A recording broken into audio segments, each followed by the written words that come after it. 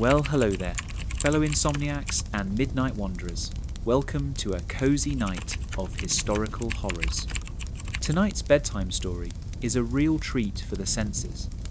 We're travelling back through the centuries to explore the absolutely revolting hygiene practices of royal women when being a princess meant bathing twice a year and thinking lice were just enthusiastic head pets.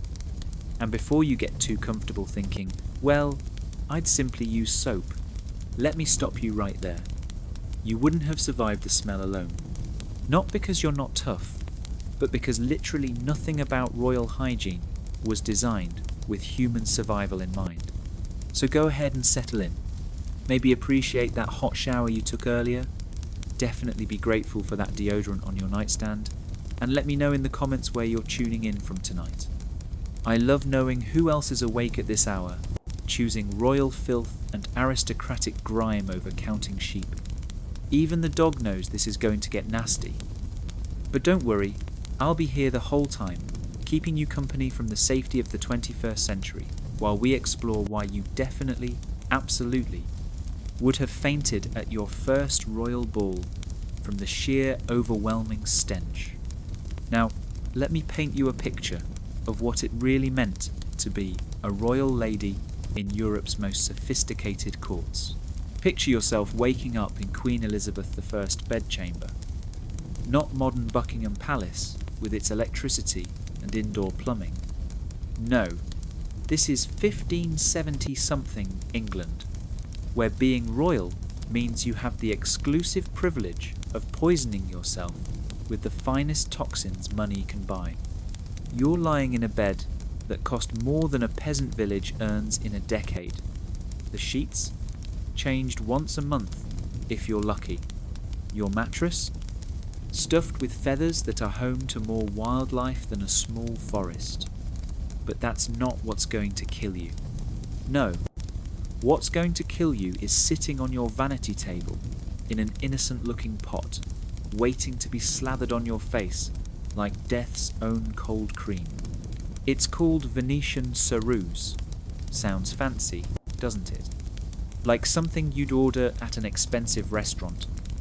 I'll have the Venetian ceruse, lightly drizzled with arsenic and a side of mercury poisoning, please. But this isn't food. This is your makeup, your daily makeup. The makeup you're about to put on your face and leave there for a week because washing is for peasants and people who don't understand that water causes plague. The pot contains what is essentially white lead mixed with vinegar. Yes, lead. The same lead that we now know causes brain damage, organ failure, and death. But you don't know that. All you know is that it gives you that perfect, corpse-like pallor that says, I'm so rich I never have to go outside, and I'm definitely not a peasant who works in the sun. You dip your fingers into the pot. The texture is smooth, creamy, almost luxurious. It spreads across your skin like silk, covering every imperfection, every blemish, every sign that you're a living, breathing human being with pores and blood vessels. Within minutes, your face is transformed into a perfect white mask. You look like a ghost. A very fashionable, very poisonous ghost. But here's the thing about lead makeup that nobody tells you when you're 14 and your ladies in waiting are teaching you how to be beautiful. It's not just sitting on your skin like a happy little toxic blanket. It's seeping in through your pores, into your bloodstream, into your organs, into your brain. The first signs are subtle. Your skin starts to feel tight, dry, normal, you think. That's just the ceruse doing its job. Then come the headaches. But everyone gets headaches in castles, where the main source of heat is smoky fires, and the main source of light is more smoky fires. Then your gums start to feel weird. A metallic taste in your mouth that no amount of rose water can wash away. After a few months of daily use, things get interesting. And by interesting, I mean horrifying. Your skin When you finally remove the makeup, which you do maybe once a week if you're feeling particularly hygienic, doesn't look like skin anymore. It's grey, wrinkled, like someone took fine leather and left it in the rain for a month. So what do? Do you stop using the makeup that's clearly destroying your face? Don't be ridiculous. You're a royal woman in Renaissance Europe. You do what any sensible person would do. You put on more makeup to cover the damage the makeup caused. It's like trying to put out a fire with gasoline, but with more lead poisoning. Queen Elizabeth I, bless her toxic heart, was the poster child for this madness. After she got smallpox in 1562 and survived, which was basically winning the lottery in Tudor times, she started wearing the ceruse. A little, at first, just enough to cover the scars. But lead makeup is like that friend who says they'll just crash on your couch for a few days and then never leaves. By the time she was in her 50s, foreign ambassadors were writing home about the Queen's makeup. Not in a, wow, she looks radiant way. More in a, I'm pretty sure I just had an audience with a painted corpse way. The makeup was reportedly an inch thick. An inch? That's not makeup anymore, that's spackling. That's architectural repair. That's a facial cast made of poison. The Venetian ambassador wrote that she had a vast quantity of false hair and that her face was very aged. He was being diplomatic. Other accounts describe her face as so caked with ceruse that when she smiled, it cracked like old plaster. Imagine that. You're trying to have a serious diplomatic conversation about, I don't know, not getting invaded by Spain, and the Queen's face is literally flaking off while she talks. But Elizabeth wasn't alone in her lead-based beauty routine. Oh no, this was the hot trend across Europe. Every lady of quality was slapping on the ceruse like it was going out of style. Which, to be fair, it eventually did, but only after killing an impressive number of its most devoted users. Take Maria Coventry, the Countess of Coventry, beautiful woman, absolutely gorgeous, also absolutely doomed. She was what people in the 18th century called a celebrated beauty, which basically meant she was Instagram famous before Instagram existed. Portraits, poems, the works. Everyone wanted to look like Maria Coventry. Maria's secret? Lead makeup. Lots and lots of lead makeup.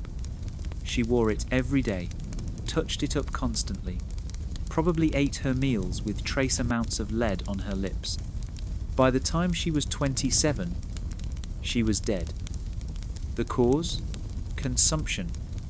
They said at the time, but everyone knew. The mercury and lead in her cosmetics had eaten her from the inside out. She became known as the first victim of vanity, which is a hell of a thing to be remembered for. But did her death stop anyone? Did ladies across Europe look at poor dead Maria and think, you know what, maybe I should rethink my beauty routine? Of course not. They probably thought she just wasn't using enough high-quality Venetian ceruse. Should have gone with the premium brand. The kind that kills you slightly slower. The truly insidious thing about lead poisoning is that it's cumulative. Every day you wear it, a little more lead builds up in your system, in your bones, in your brain, in your organs. It's like a very slow, very fashionable form of suicide. And the symptoms, they could be explained away by a dozen other things that regularly killed people in the Renaissance.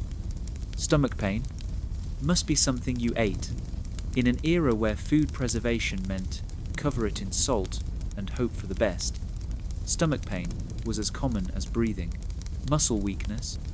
Well, you're a noble lady who's not supposed to do anything more strenuous than embroidery. Of course your muscles are weak. Mood swings, irritability, Memory problems? That's just feminine hysteria. Have some mercury to calm your nerves. The real kicker is that lead makeup created its own market demand. The more you used it, the worse your skin got. The worse your skin got, the more makeup you needed to cover it up. It was the world's most toxic subscription service. Sign up for our Cerusse of the Month Club. First application free, subsequent applications increasingly necessary as we destroy your face. And the men? The men who made laws, ran countries, and presumably had functioning eyes, they loved it. Pale skin on a woman meant she was pure, virtuous, aristocratic.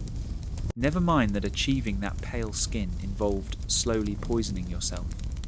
Never mind that by 40, these beauties looked like they'd been exhumed rather than made up.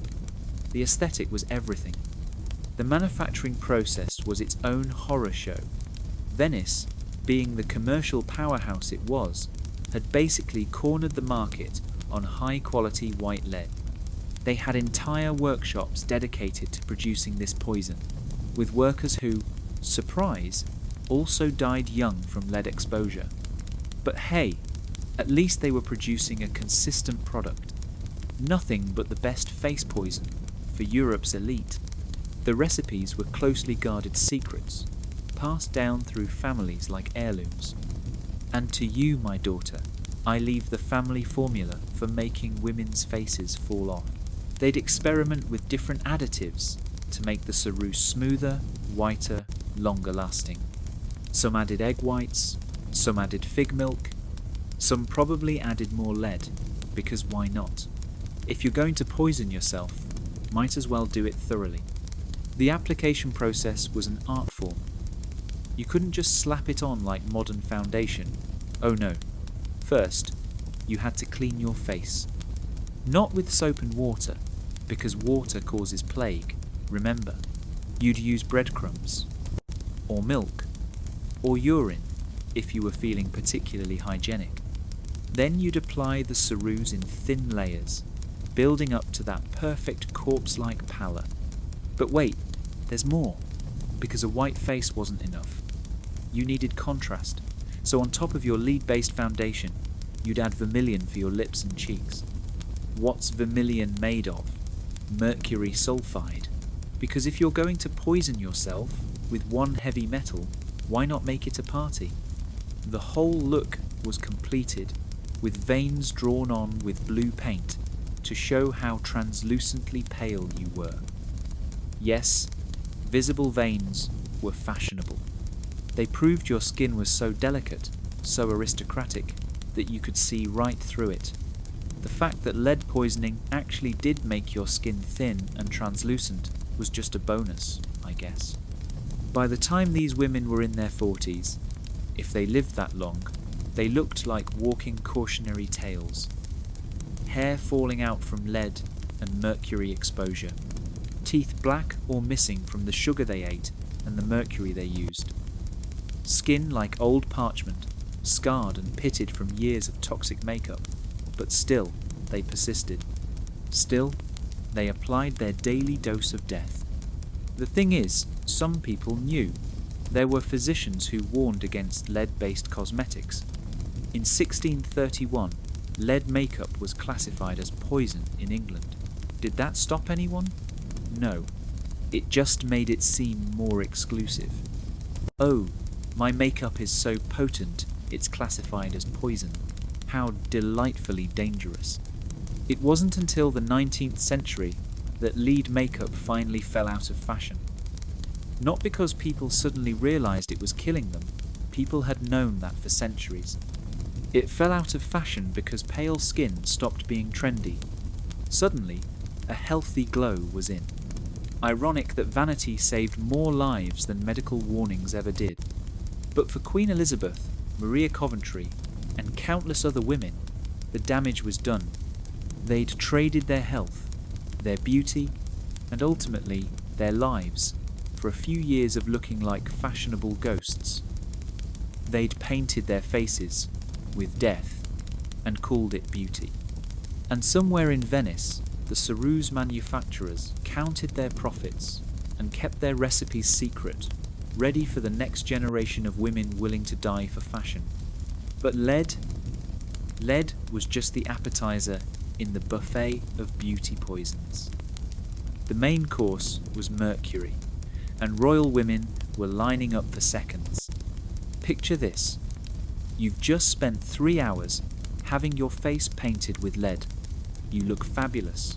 You look like death warmed over, but fashionably so. Now it's time for the finishing touches. Your lady-in-waiting approaches with a small pot of the most beautiful vermilion powder. It's the perfect shade of red, like crushed rubies mixed with sunset. You know what else it's mixed with? Mercury sulfide. Because apparently, one toxic heavy metal just isn't enough for a proper beauty routine. You dab it on your cheeks. Just a touch. Then your lips. The colour is stunning.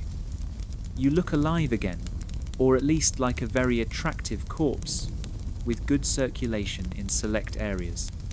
The mercury tingles slightly on your skin. That's normal. That's just the sensation of your cells screaming in chemical agony. But beauty is pain, and in Renaissance Europe, beauty is also neurological damage. Mercury wasn't just in makeup. Oh no, that would be too simple. Mercury was the Swiss Army knife of royal beauty treatments. Feeling a bit spotty? Mercury cream. Hair looking dull? Mercury wash. Teeth not white enough? Mercury tooth powder? It was like these people were trying to win a contest for most creative ways to poison themselves. The symptoms of mercury poisoning have a fancy name, erethism, also known as Mad Hatter's disease, which should tell you everything you need to know about how fun it is. First comes the personality changes. You become irritable, anxious, shy.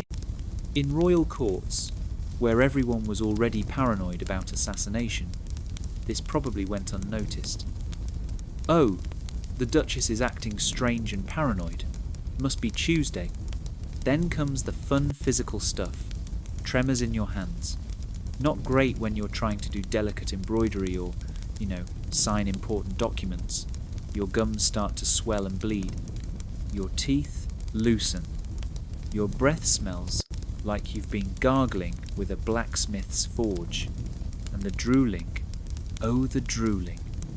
Nothing says regal bearing quite like constantly wiping mercury-induced saliva from your chin. But the pièce de résistance of mercury treatments was something called potable gold. Now, before you get excited, it wasn't actually drinkable gold. That would be too sane.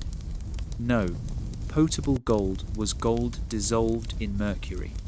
Liquid mercury. That you drank, on purpose, for your health and beauty. Enter Diane de Poitiers, the mistress of King Henry II of France. Diane was what we'd now call a wellness influencer, if wellness influencers were slowly killing themselves with heavy metals. She was obsessed with maintaining her youth and beauty, which in the 16th century meant she was obsessed with consuming poison in new and creative ways. Every day, Diane drank her potable gold. Every day. She believed it would preserve her youth, keep her skin glowing, maintain her legendary beauty. And you know what? For a while, it seemed to work.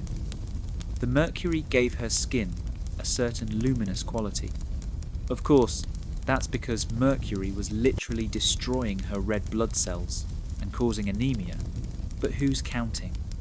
When archaeologists dug up Diane's remains in 2018, because apparently disturbing the graves of people who poisoned themselves is considered science, they found something remarkable. Her hair contained mercury levels 500 times higher than normal. The mercury had leached into the soil around her grave. She was so toxic that she was literally poisoning the earth centuries after her death. That's commitment to a beauty routine. But here's the really twisted part. Diane lived to be 66 years old. In an era when reaching 50 was an achievement, she made it past 60 while drinking mercury cocktails. Either she had the constitution of a superhuman, or mercury works very, very slowly. Probably both. Though the historical records note she suffered from anemia, shocking, weak bones, who could have guessed, and various neurological issues. What a surprise. The French court loved their mercury treatments so much they got creative with delivery methods. Can't stand the taste of liquid mercury? Try mercury pills. Don't like pills? How about mercury suppositories? Yes, you read that right. Some royal physician looked at mercury and thought, you know what this deadly neurotoxin needs? Alternative entry points. Catherine de' Medici, never one to be outdone in the poison department, had her own arsenal of mercury-based beauty treatments. She brought Italian poisoners, perfumers, to the French court, who specialised in creating cosmetics that were equal parts beautifying and deadly. They'd mix mercury with everything: rosewater, egg whites, dove's blood, because why not add animal cruelty to the mix? And various herbs that did absolutely nothing to counteract the mercury, but made it smell nice. The recipes these perfumers created read like a witch's spell book written by someone with a chemistry degree and a death wish. Take 2 parts mercury, 1 part lead, a dash of arsenic for that extra glow. Mix with the blood of a virgin dove killed at midnight. Okay, I made up the midnight part, but honestly, it wouldn't be out of place. Speaking of recipes, let's talk about some of the other delightful ingredients. Royal women were slathering on their faces. Arsenic was huge. Huge!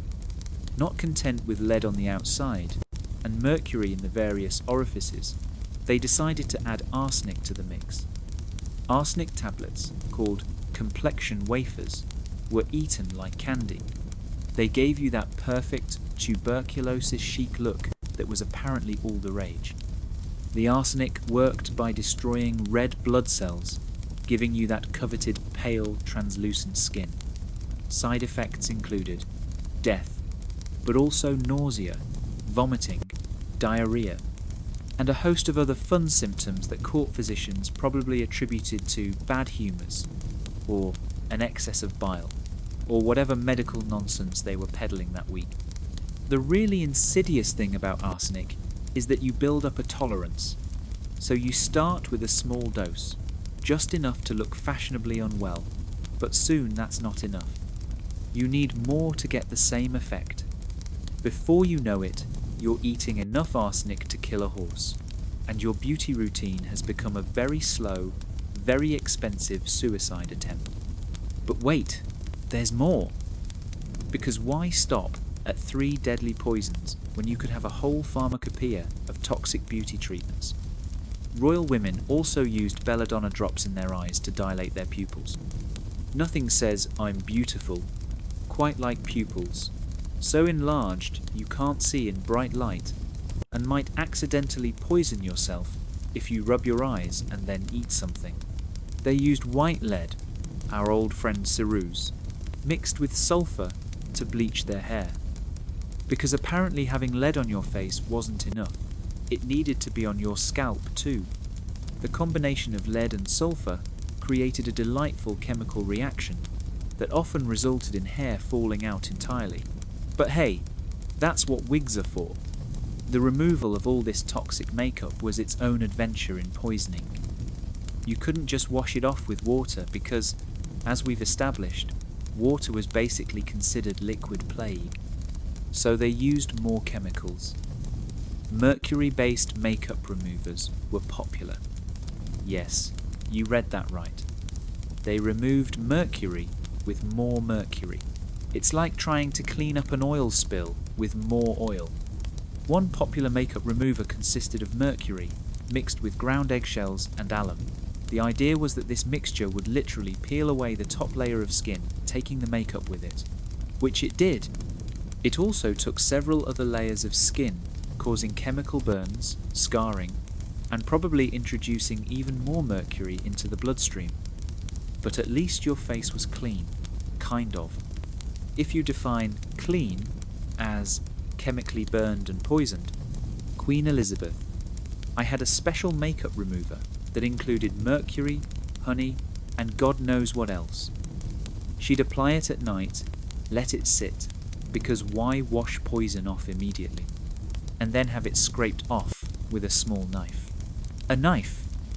They were literally scraping poison off the royal face with blades.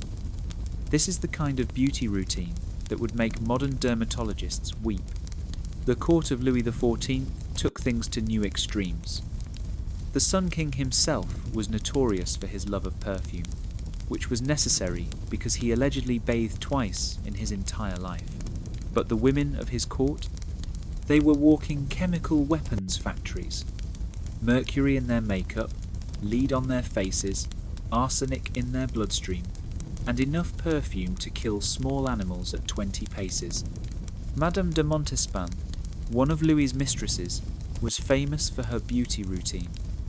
She'd bathed in milk when she bathed at all, then apply a face mask made of, wait for it, mercury, lead, and various plant extracts.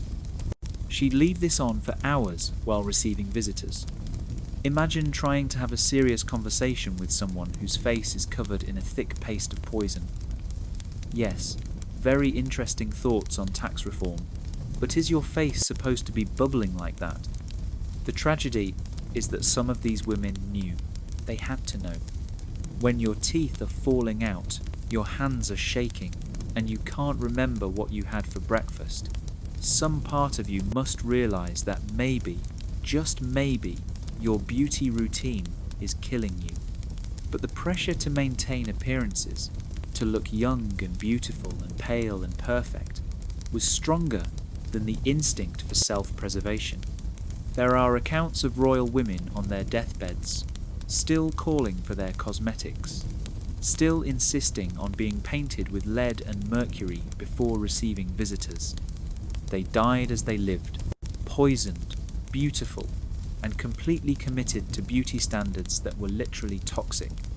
The physicians of the time were no help. Most of them were prescribing mercury for everything from syphilis to melancholy. Feeling sad? Have some mercury. Feeling sick from the mercury? Have more mercury. Still dying? Clearly, you need stronger mercury. It was like medical gaslighting with a side of heavy metal poisoning. Some forward-thinking doctors did warn against these practices. Ambroise Paré, a French surgeon, wrote about the dangers of mercury and lead in cosmetics. Did anyone listen? Of course not. He was just one voice against an entire industry built on selling poison to vain rich women. The cosmetics merchants, meanwhile, were making fortune after fortune. They travel from court to court with their cases of beautiful poisons, each claiming their formula was superior. My mercury is from the finest cinnabar mines. My lead is so pure it's practically medicinal. They were like drug dealers if drug dealers sold their products in fancy bottles and promised to make you beautiful before killing you. The thing that really gets me is the children. These royal women were poisoning themselves while pregnant, while nursing. Lead and mercury cross the placental barrier. They're passed through breast milk. Royal babies were being poisoned from the moment of conception. Is it any wonder so many of them died young or grew up with mysterious illnesses? But the beauty industry rolled on. New poisons were discovered and eagerly adopted. Old poisons were refined and repackaged. The cycle continued for centuries, with each generation of royal women sacrificing their health on the altar of beauty, each thinking they were more sophisticated than the last, each one slowly poisoning themselves with a smile. It wasn't until the late 19th century that these practices finally began to decline. Not because people suddenly developed sense, but because the beauty standards changed. The pale, deathly look went out of fashion. A healthy glow became desirable. Ironic that changing fashion trends saved more lives than centuries of medical warnings. But for Diane de Poitiers, drinking her daily mercury, for the countless royal women who painted their faces with lead and vermilion, for all those who thought beauty was worth any price, even death, it was too late. They'd already paid the ultimate price for fashion. Now, you might be thinking, well, at least they could wash all that poison off at the end of the day. Oh, you sweet, naive child of the modern age with your hot showers and your soap. Let me tell you about the great European fear of water, a paranoia so profound it makes modern conspiracy theories look rational. Picture yourself in a luxurious palace in, let's say, 1600. You're a duchess or a countess or some other fancy title that basically means you're rich enough to have opinions about things. You wake up in your enormous bed, covered in last week's sweat, last month's dead skin cells, and probably some other things we won't discuss in polite company. Do you head to the bath? Do you call for warm water and soap? Absolutely not. Are you insane? Don't you know that water causes plague? This wasn't some fringe belief held by the unwashed masses. This was medical science, baby. The finest physicians at the Sorbonne in Paris, the most learned doctors in all of Europe, had decreed that bathing was basically a death sentence. Their reasoning was impeccable if you'd never heard of germs and thought disease was caused by bad air or miasma.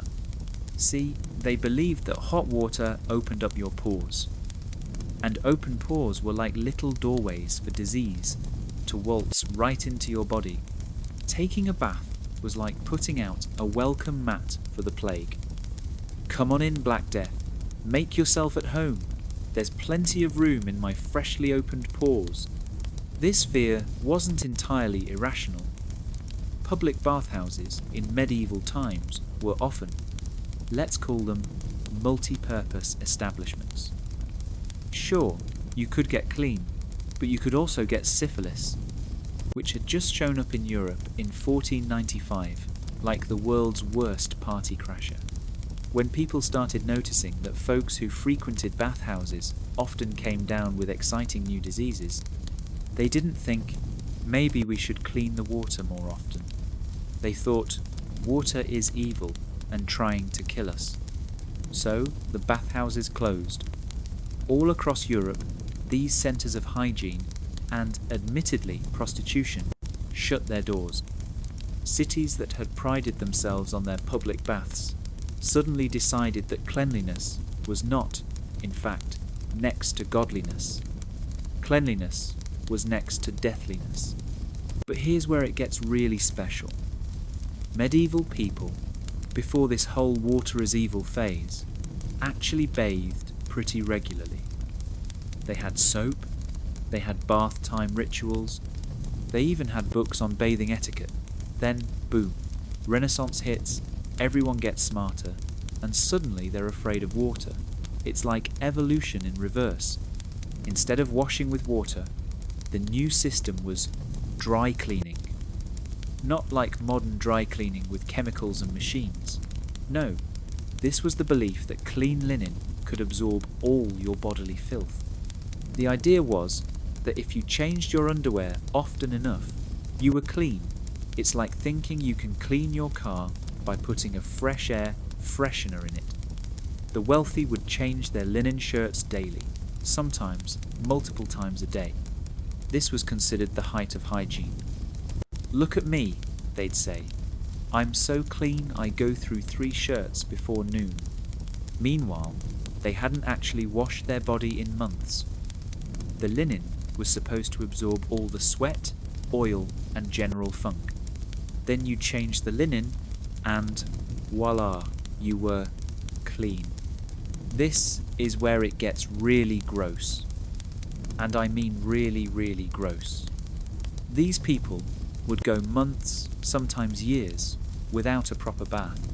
Queen Isabella of Castile supposedly bragged that she'd only bathed twice in her life, at birth and before her wedding.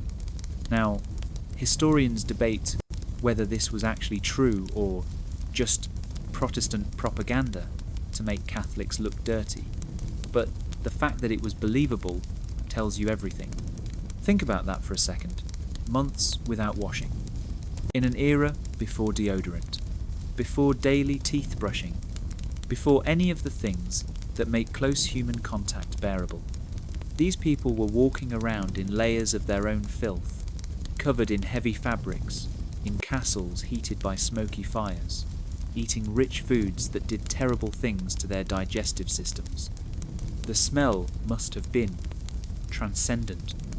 And by transcendent, I mean it probably transcended the normal human ability to process odour and entered into some new realm of stench that science has yet to categorise. This wasn't just body odour. This was body odour with a PhD, tenure, and its own research grant. But wait, it gets better. Because not bathing was seen as virtuous, clean on the inside, dirty on the outside, that was the ideal. Some religious folks took this to extremes. There are accounts of saints who were praised for never bathing, for letting lice infest their hair as a form of penance. Nothing says, "I love God," quite like becoming a walking ecosystem. Saint Margaret of Hungary was particularly famous for her filthiness. She refused to wash her hair specifically so she could be tormented by lice. The lice were doing God's work, apparently, tormenting her into holiness. Other nobles would visit her and marvel at her devotion, while probably trying not to breathe through their noses. Even royalty who weren't trying to achieve sainthood through stench avoided water like it was liquid Satan. Louis XIV, the Sun King himself, allegedly bathed twice in his entire life. Twice. This is a man who lived to be 76 years old. That's 38 years between baths. His mistresses reported that he smelled like a wild animal, which, honestly, was probably an insult to wild animals. At least they occasionally fall in rivers or get rained on. Louis was out there raw-dogging life, with nothing but perfume between him and his own funk. The medical establishment was all in on this no-bathing trend. They had elaborate theories about how washing disrupted the body's natural balance. They believed that the layer of dirt and oil on your skin was protective, like a grimy armour against disease. Washing it off would leave you vulnerable to all sorts of ailments.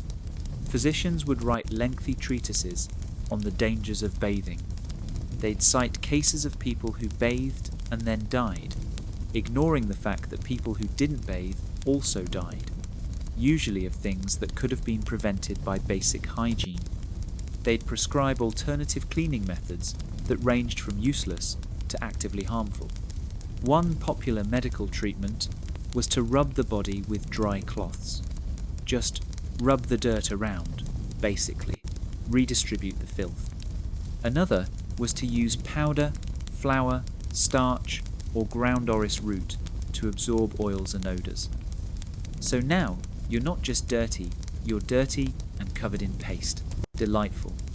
The fear of water extended beyond just bathing.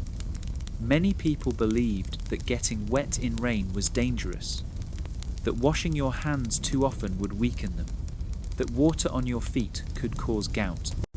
It was like an entire continent had developed aquaphobia and decided to make it a lifestyle. The exceptions to this rule were fascinating. Royalty would sometimes take medicinal baths on the advice of physicians, but these weren't normal baths. Oh no, these were baths with wine, or milk, or herbs, or the blood of various animals. Because apparently, sitting in a tub of sheep's blood was medicinal, but sitting in a tub of water was deadly. Marie Antoinette, living in the late 18th century, when some people were starting to question the no-bathing policy, was considered scandalous for bathing once a month. Once a month, that was seen as excessive, decadent, probably a sign of moral weakness. There goes that Austrian, bathing again. What's next? Daily toothbrushing. The nobles who did dare to bathe took elaborate precautions. They'd have the bath water tested first, sometimes making servants get in to make sure it wouldn't kill them. They'd add all sorts of things to the water to purify it, herbs, oils, sometimes more mercury, because why not? They'd limit their bath time to mere minutes, afraid that prolonged exposure to water would seep through their skin and drown them from the inside. The bathing rituals, when they happened, were events. Servants would spend hours preparing the bath, heating water, adding ingredients, testing the temperature. The actual bathing would be quick, followed by immediate bundling in warm cloths and probably some bloodletting to counteract any bad effects of the water. But for most royals, most of the time, dry cleaning was the way. They'd have servants brush their skin with rough cloths. They'd powder themselves liberally. They'd change their linens. And they'd convince themselves that this was cleanliness. The really bizarre part is that these people knew they smelled. They had to. Human noses don't just stop working because everyone stinks. They just accepted it, created an entire culture around it, developed elaborate etiquette about not mentioning people's odour, invented stronger and stronger perfumes to mask the stench. Royal courts became arms races of scent. Who could wear the strongest perfume? Who could drown out their body odour with the most exotic fragrances? Entire rooms would be scented before royal visits because the combination of unwashed bodies and heavy perfume was too much even for people with presumably destroyed olfactory systems. The clothing didn't help. Layers upon layers of heavy fabrics that were rarely if ever washed. Underwear that might get changed daily if you were rich, but outer garments that were worn for months. Furs that absorbed every odour and never got cleaned. Velvets and brocades that trapped sweat and skin cells, and God knows what else. And the beds. Let's talk about royal beds. Massive 4-poster affairs, with heavy curtains to keep out the bad air and keep in the good air, which was basically concentrated human funk. Mattresses stuffed with feathers that were never changed. Sheets that might get washed a few times a year. These weren't beds. They were petri dishes with embroidered covers. The fear of water even extended to washing clothes properly. Sure, linens might get washed, but carefully, with minimal water. Outer garments were brushed, aired out, maybe sprinkled with perfume. The idea of actually submerging clothing in water and scrubbing it was seen as destructive. Better to let the dirt build up into a protective crust. This went on for centuries. Centuries. Entire generations of European royalty living in their own filth, convinced they were being healthy and virtuous.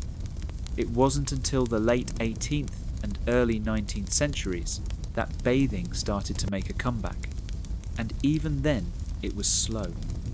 People had to be convinced that water wouldn't kill them.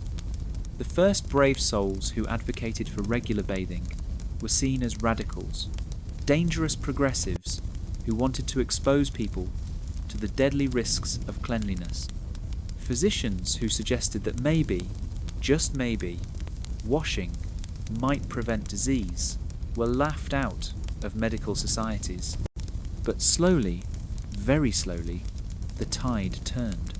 Or should I say, the bath water turned. People started noticing that populations who bathed regularly seemed to have fewer skin diseases.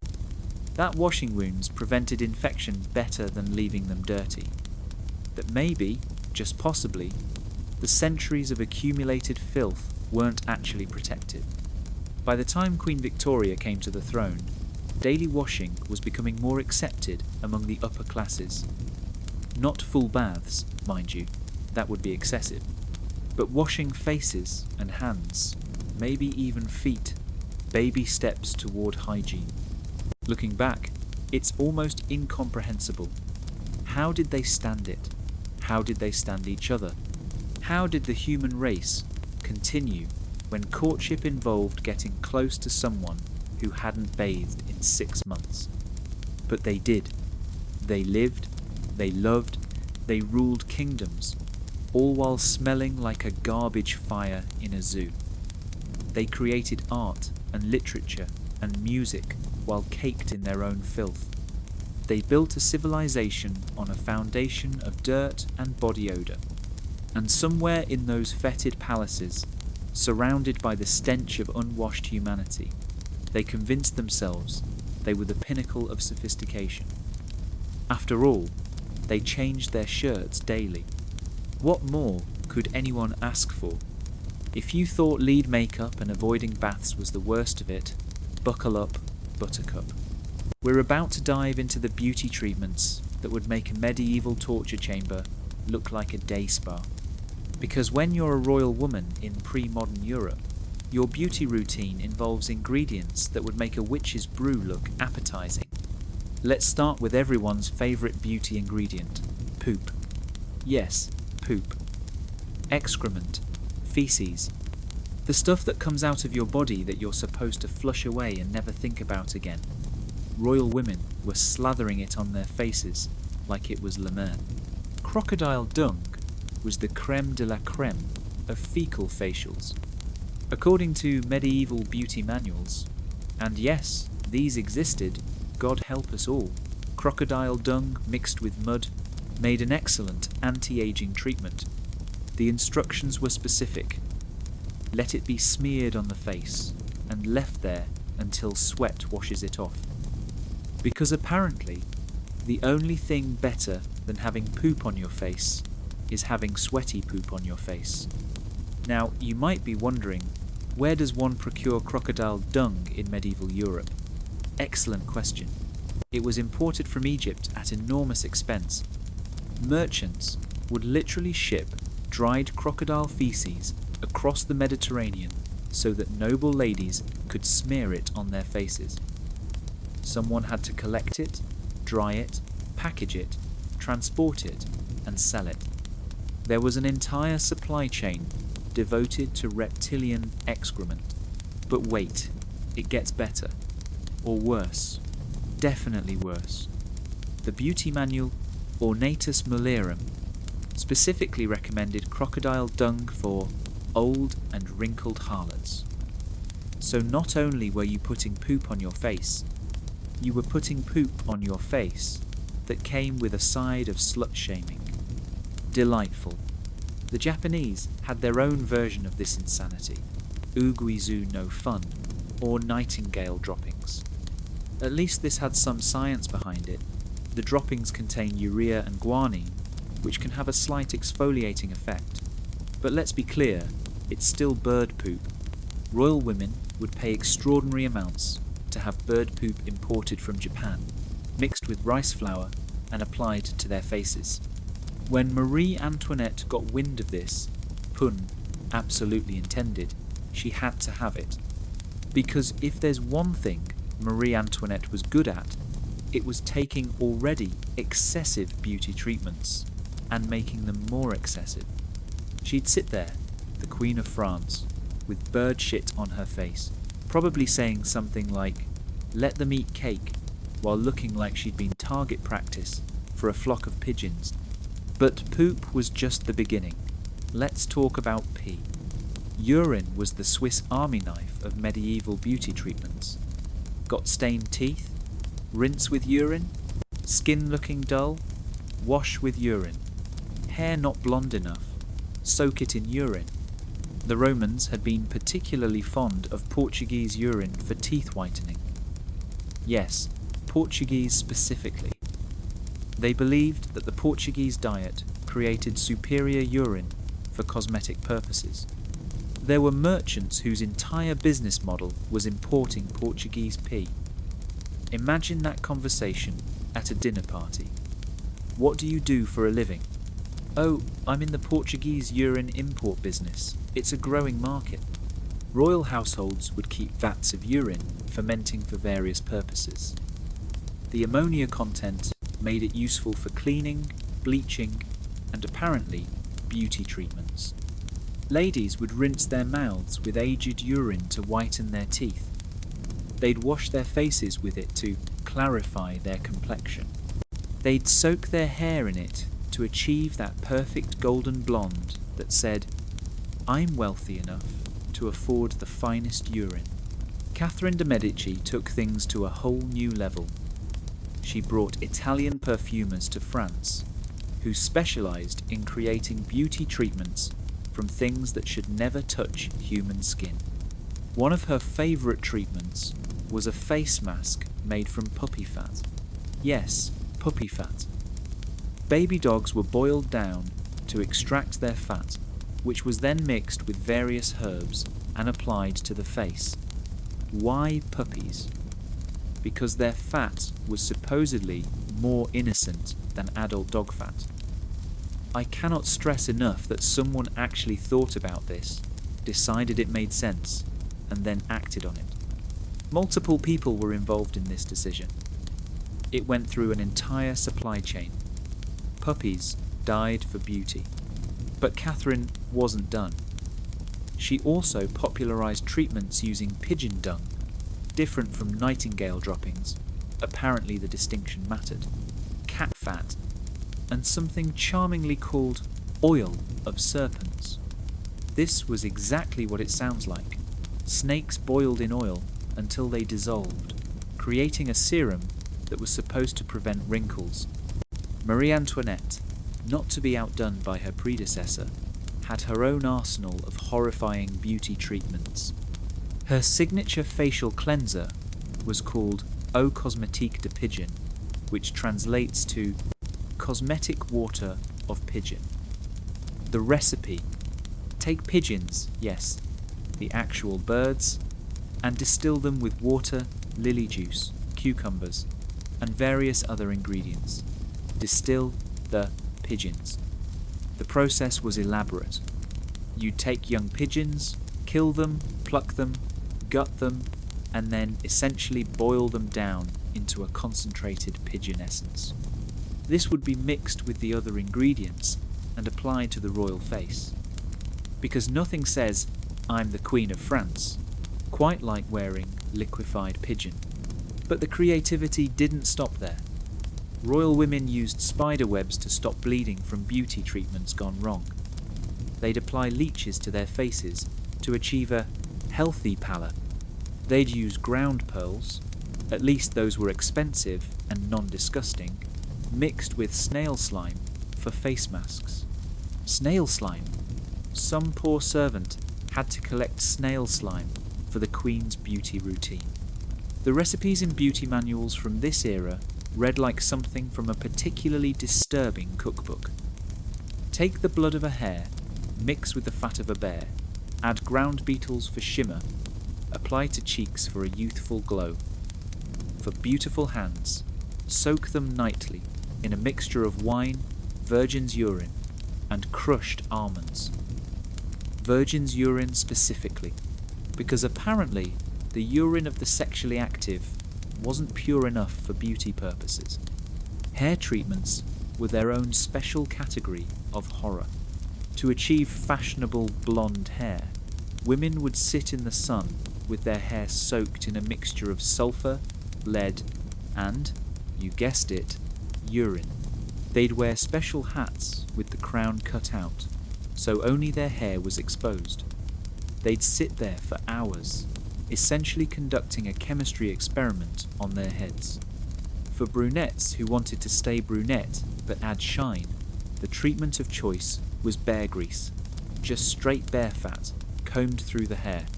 In winter, this would congeal, creating what must have been a delightful helmet of rancid animal fat. The smell alone must have been enough to clear a room. But my personal favourite, and by favourite, I mean the one that makes me want to time travel just to shake some sense into these people, is the beauty treatment that involved arsenic and lead mixed with vinegar and chalk applied to the face, then removed with a mixture of mercury and ground up eggshells. It's like they were trying to hit every possible poison in one treatment. Go big or go home, I guess. The application of these treatments was often as horrifying as the ingredients. Hot wax mixed with pitch would be applied to remove unwanted hair, then ripped off, taking skin with it. The resulting wounds would be treated with more lead-based cosmetics. It was beauty by way of battlefield medicine. Some treatments required the user to remain perfectly still for hours. There are accounts of women having their faces wrapped in cloths, soaked in various concoctions, then lying motionless, while the beauty minerals, read poisons and poop, did their work. They'd have servants to turn pages of books for them, feed them, attend to any needs, all while their faces marinated in toxic waste. The royal beauty routine could take an entire day. First, the removal of yesterday's makeup with mercury compounds, then exfoliation with ground pumice or sand, then the application of various masks and treatments, each more horrifying than the last, then the careful painting of the face with lead and vermilion, then the styling of hair with hot irons and animal fats. By the end, you'd need a nap, which you couldn't take because lying down would ruin your hair. The expense of these treatments was astronomical. Not just the ingredients, though importing crocodile dung and Japanese bird poop wasn't cheap, but the labour involved. Teams of servants dedicated to beauty treatments, specialists who knew the secret recipes, physicians on standby for when treatments went wrong, which they often did. And go wrong they did. Chemical burns from overly enthusiastic use of mercury, infections from unsanitary application of animal products, hair falling out in clumps from lead and sulfur treatments, skin literally peeling off from caustic substances. But these were considered normal side effects, the price of beauty. The truly insane part is that these women could see the damage they were doing. They watched their skin deteriorate, their hair fall out, their teeth rot. They experienced the tremors, the headaches, the digestive issues, and yet they persisted, convinced that beauty was worth any price, even if that price was their health, their sanity, and ultimately their lives. There were beauty manuals that warned against certain treatments, but always with caveats. This treatment may cause the skin to blister and peel, but the new skin underneath will be beautiful. Some women experience tooth loss with this whitening treatment, but think of how white the remaining teeth will be. It was informed consent, if you define informed very, very loosely. The competition between royal women drove the innovation in horrifying beauty treatments. If the Queen of France was using nightingale droppings, the Queen of Spain needed to use something even more exotic. Peacock droppings, perhaps. Or maybe the droppings of some mythical beast that didn't exist but sounded impressive. The men, meanwhile, watched their wives and mistresses subject themselves to these tortures and apparently thought it was great. My wife's face is falling off from lead poisoning, but doesn't she look pale and beautiful? My mistress smells like a barnyard from all the animal products in her hair, but see how it shines. It's almost enough to make you grateful for modern beauty standards. Sure, we might inject botulism into our faces and fill our lips with questionable substances, but at least we're not rubbing crocodile poop on our cheeks. That's progress, I suppose. Now we need to talk about something that affected every royal woman, but was never, ever discussed in polite company. Menstruation. Or, as they called it, the curse, the flowers, being unwell. Or, my personal favourite from the French court, having the English, because apparently even bodily functions needed to be politically charged. Picture yourself as a royal woman in, say, the 15th century. You wake up one morning with that familiar cramping sensation. In modern times, you'd reach for your preferred sanitary product, maybe some ibuprofen, and go about your day. But this is medieval Europe, where the solution to every problem seems to be add more suffering. Your options for dealing with your period are basically rags or more rags. That's it. That's the list. These weren't your nice, soft, absorbent, modern cloth pads. Oh no. These were rough linen rags, often made from worn-out clothing or household linens. They'd be folded and pinned to a belt around your waist, creating what was essentially a very uncomfortable, very unsanitary diaper situation. But here's the thing about royal life. You can't just excuse yourself from court functions because you're bleeding. You've got receptions to attend, foreign dignitaries to charm, 8-course dinners to sit through, all while wearing what amounts to a rag diaper that's been washed so many times it's lost any absorbent qualities it might have once possessed.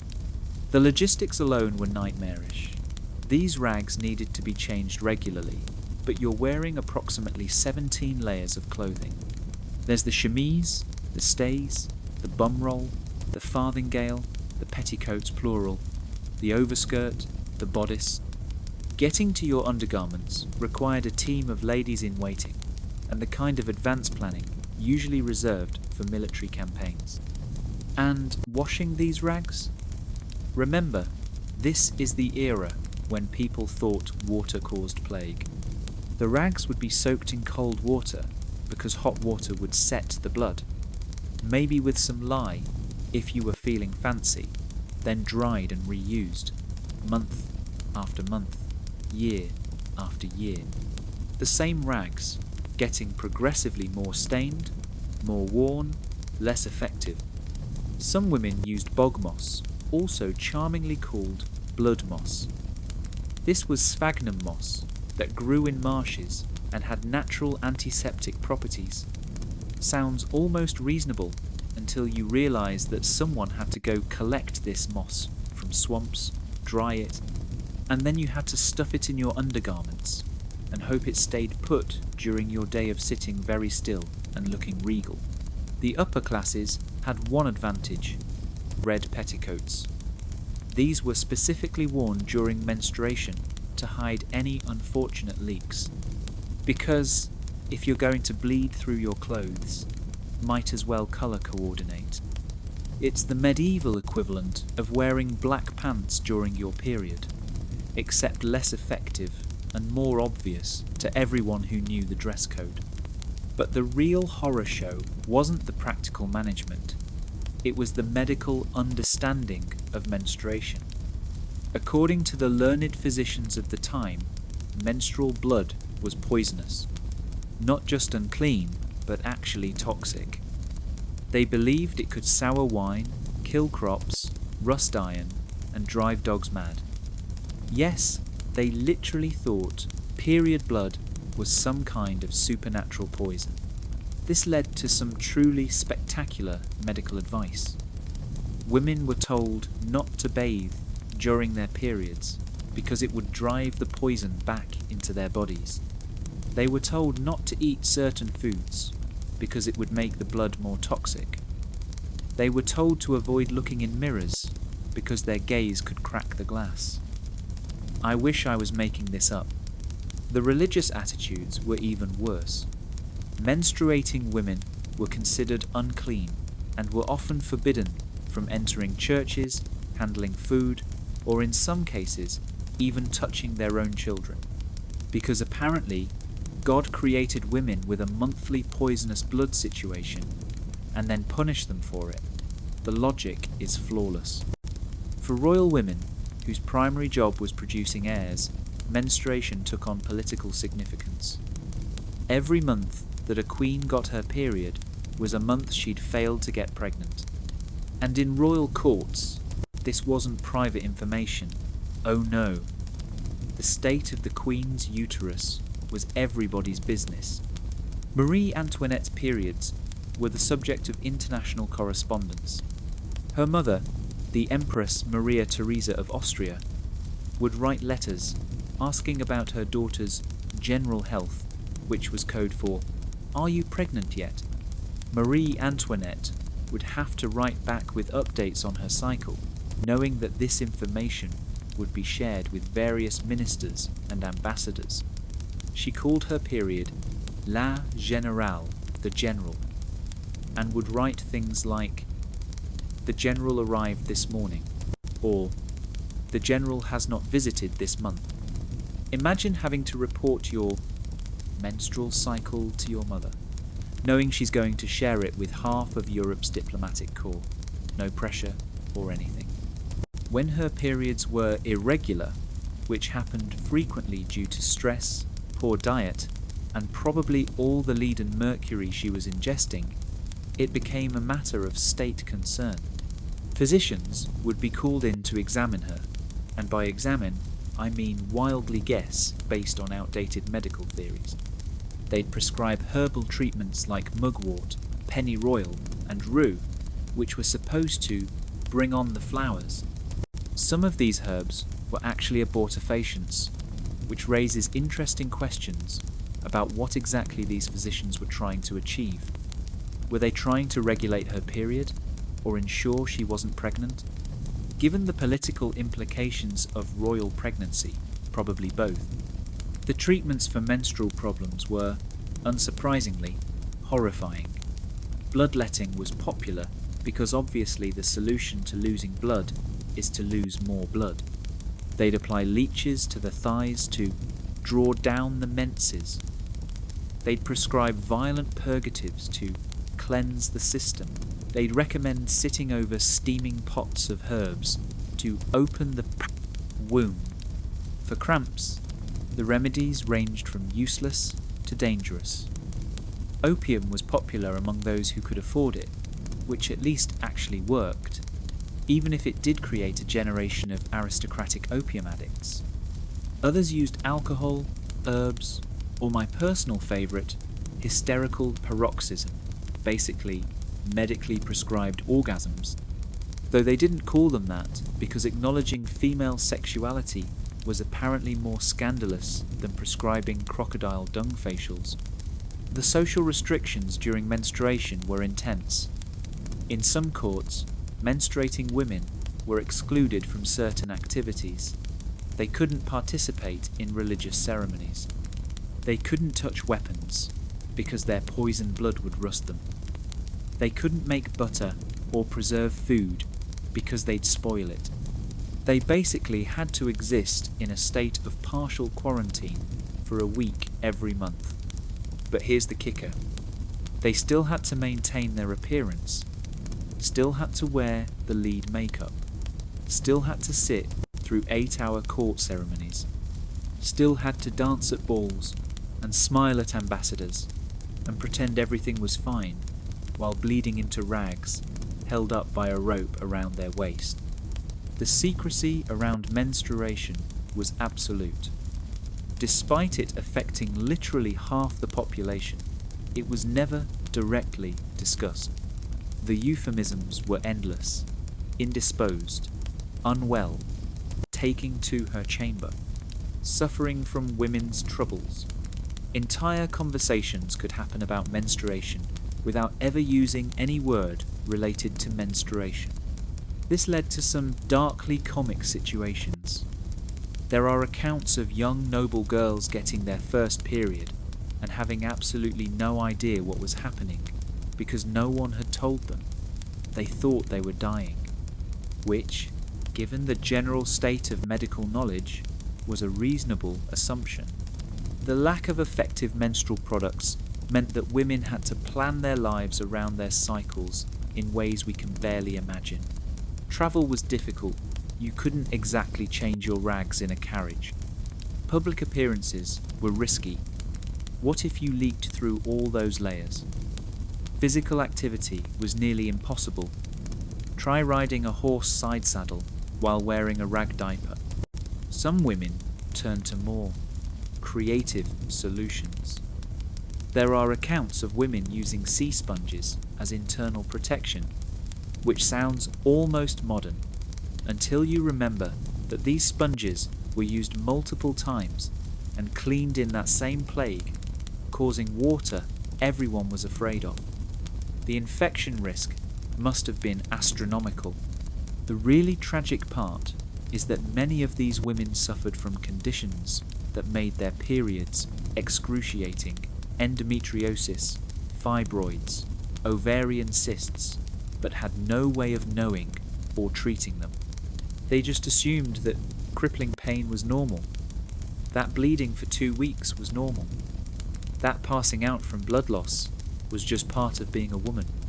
And through it all, they had to maintain the facade of royal perfection, had to host salons while cramping, had to dance at balls while bleeding, had to smile and curtsy and play the part of the perfect noble lady while their bodies rebelled against them monthly. The record keeping around royal menstruation is actually one of our best historical sources for understanding women's health in this period, because while regular women's cycles went unrecorded, queens and princesses had their every bodily function documented. We know when they started their periods, when they stopped, when they were irregular. It's invasive and creepy, but also invaluable for historians. These records show us that many royal women had irregular cycles, probably due to the stress of court life, poor nutrition. Despite having access to the best food, many ate very restricted diets, and the various poisons they were ingesting for beauty. They show us that miscarriages were incredibly common, often happening so early that they were just recorded as heavy flows. The whole system was a perfect storm of suffering.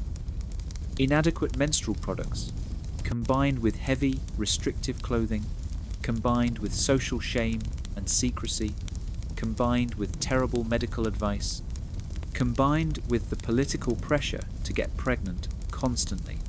It's a wonder any of these women survived to menopause. Speaking of menopause, that was its own special hell, called the dodging time, or the change. It was even less understood than menstruation. Hot flashes in those heavy court dresses must have been torture. The mood swings in an environment where showing emotion was weakness. The physical changes in a culture obsessed with youth and beauty. But at least when menopause came, the monthly horror show ended.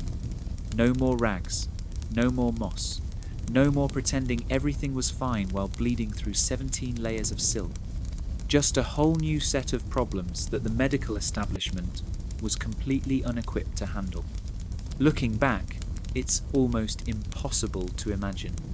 These women ruled kingdoms, influenced policy, patronized the arts, all while dealing with a monthly biological function, using methods that would make a modern person weep. They did it without complaining publicly, without effective pain relief, without basic sanitary products that we take for granted. So the next time you're annoyed about your period, spare a thought for Marie Antoinette, reporting her menstrual cycle to her mother for political purposes, sitting through a state dinner in a rag diaper, pretending her cramps aren't killing her, because showing weakness isn't an option when you're the Queen of France. Suddenly, running to CVS for tampons doesn't seem so bad. Let's talk about something everyone does, but no one in polite society discusses: pooping. Specifically, let's talk about where royal butts met royal business, because if you thought menstruation management was bad, wait until you hear about the toilet situation in European palaces. Picture the Palace of Versailles, glittering halls of mirrors, golden everything, the pinnacle of European opulence. Now picture those same halls with people pissing in the corners, because there are 1,400 rooms and exactly 0 working toilets. Welcome to the reality of royal sanitation, where the fancier the palace, the more likely you were to step in human waste. Let's start with medieval castles, where, At least they tried to have some kind of system.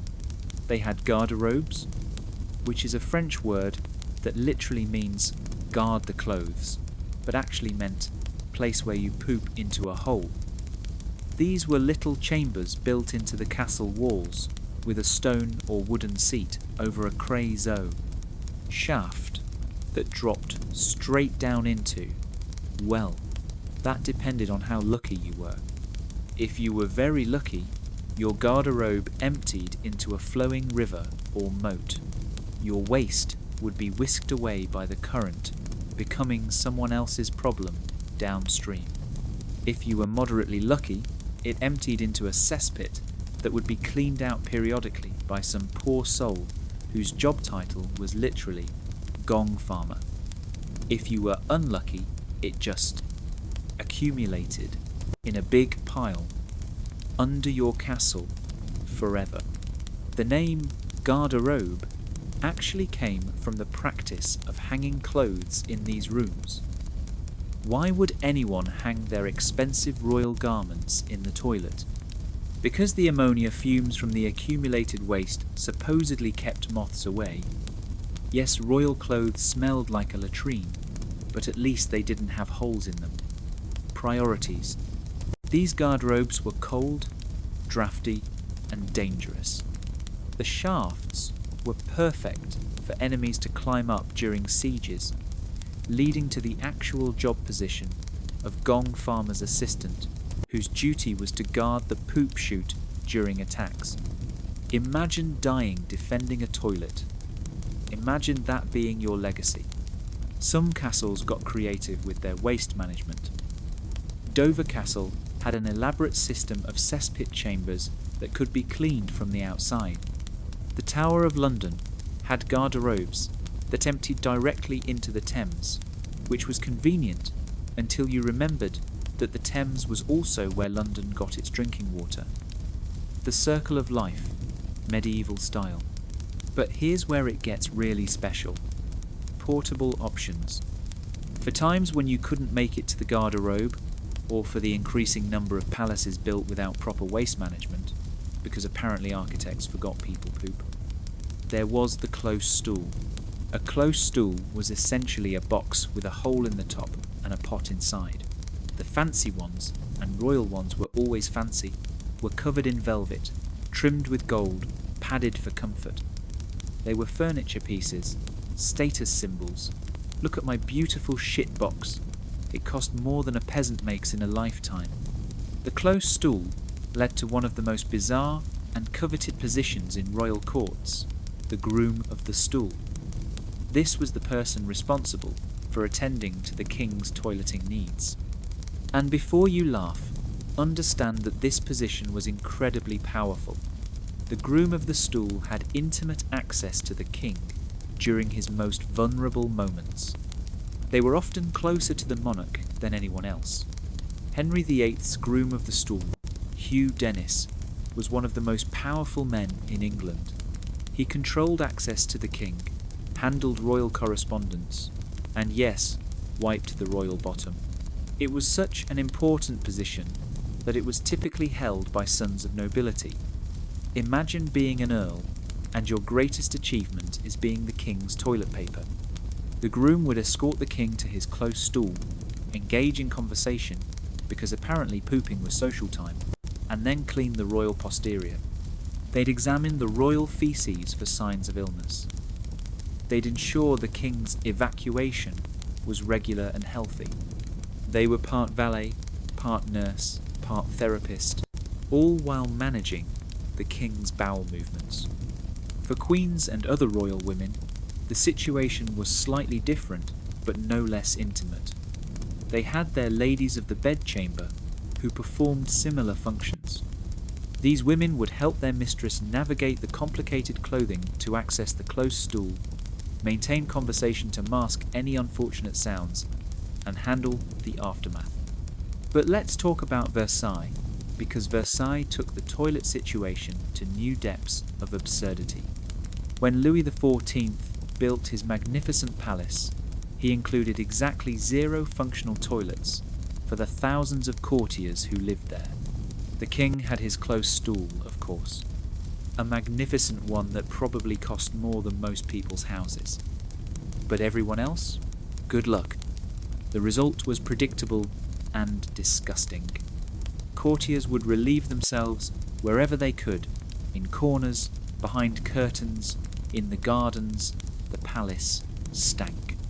Not just a little smell, but an overwhelming stench of human waste mixed with the heavy perfumes everyone wore to try to cover it up. There are documented accounts of people opening doors in Versailles and finding piles of human feces, of ladies stepping in waste while wearing their $1,000 silk slippers, of the gardens being so fouled that walking through them required careful navigation to avoid the landmines. The situation got so bad that the palace would periodically have to be evacuated so it could be cleaned. The entire court would decamp to another palace while armies of servants shoveled out the accumulated waste. Then everyone would return, and the cycle would begin again. Marie Antoinette, living in this palatial sewer, tried to maintain some dignity. She had a private apartment with one of the few working water closets in Versailles, an early flush toilet that was the height of luxury. But even this was problematic. The plumbing was primitive, the water pressure inconsistent, and the smell, well, there's only so much rose water can do. The Queen's toilet routine was an elaborate ritual. She would be awakened by her ladies, who would bring her close stool into the bedchamber. She would use it while her ladies held up screens for privacy, though privacy is relative when you have an audience for your morning constitutional. The contents would then be whisked away by servants, examined by physicians, because royal poop was medically significant, and disposed of somewhere. Public events were their own special nightmare. Imagine sitting through an 8-hour court ceremony when nature calls. You can't just excuse yourself, that would be showing weakness. You can't use a chamber pot in public, that would be undignified. So you hold it for hours while wearing 30 pounds of clothing that takes 20 minutes to remove. This led to some creative solutions. Some courtiers wore early versions of adult diapers as leather or cloth pouches that could be discreetly worn under clothing. Others practiced extreme dietary restriction before important events. Some just didn't make it, leading to unfortunate incidents that court gossips would whisper about for years. The smell of palaces was legendary. Foreign visitors would write home in horror about the stench.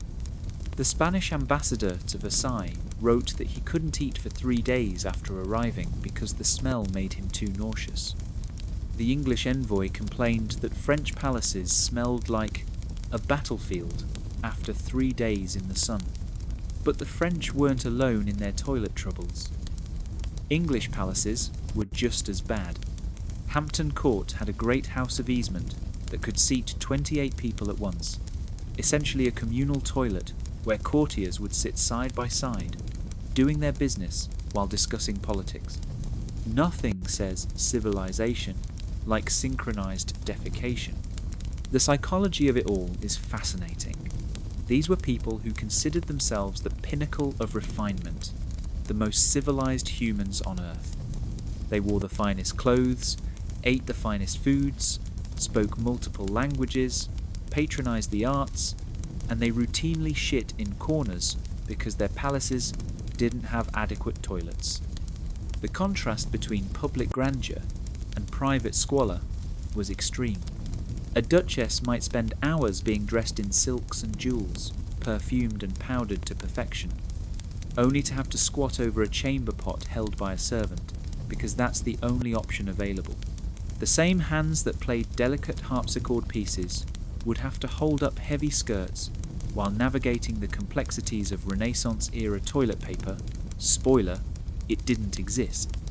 Speaking of toilet paper, let's discuss the cleaning situation. The wealthy used linen rags, which were washable and reusable. The very wealthy used lace. Yes, lace. to wipe their bottoms. Because apparently nothing says, "I have too much money," like using handmade lace as toilet paper. Some used herbs, particularly lamb's ear, which is soft and naturally antibacterial. Others used moss, hay, or in desperate times, their left hand, which is why the left hand became associated with uncleanliness in many cultures. The Romans had used sponges on sticks, shared communally, and rinsed in vinegar between uses, which honestly sounds more hygienic than some medieval solutions.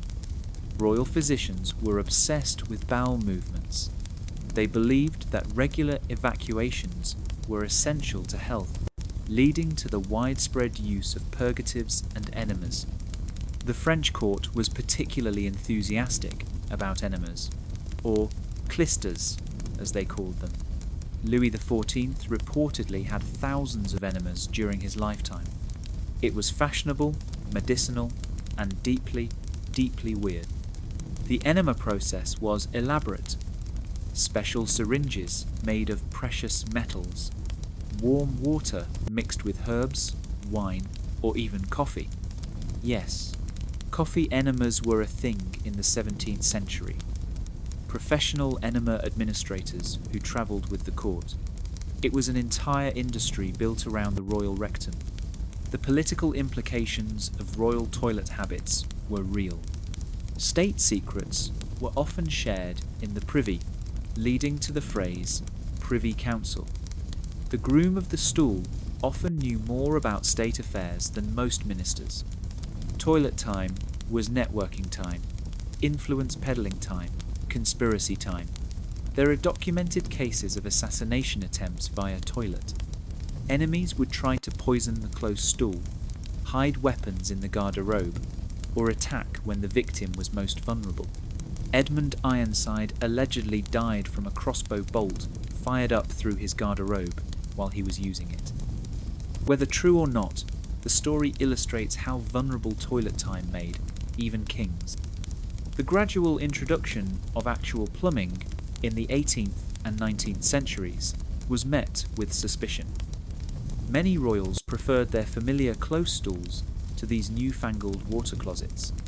Queen Victoria had a magnificent flush toilet installed at Windsor Castle, but reportedly rarely used it, preferring her traditional setup.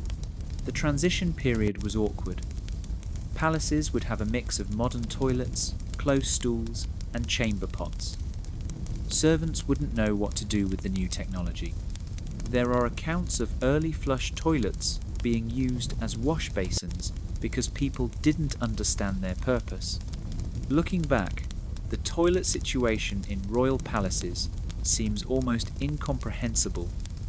These were people with unlimited resources, the best architects, the finest craftsmen. They could build magnificent ballrooms, intricate gardens, golden halls, but functional toilets? Apparently that was too much to ask. The legacy of royal toilet habits lives on in our language. Throne for toilet, royal flush, privy, council.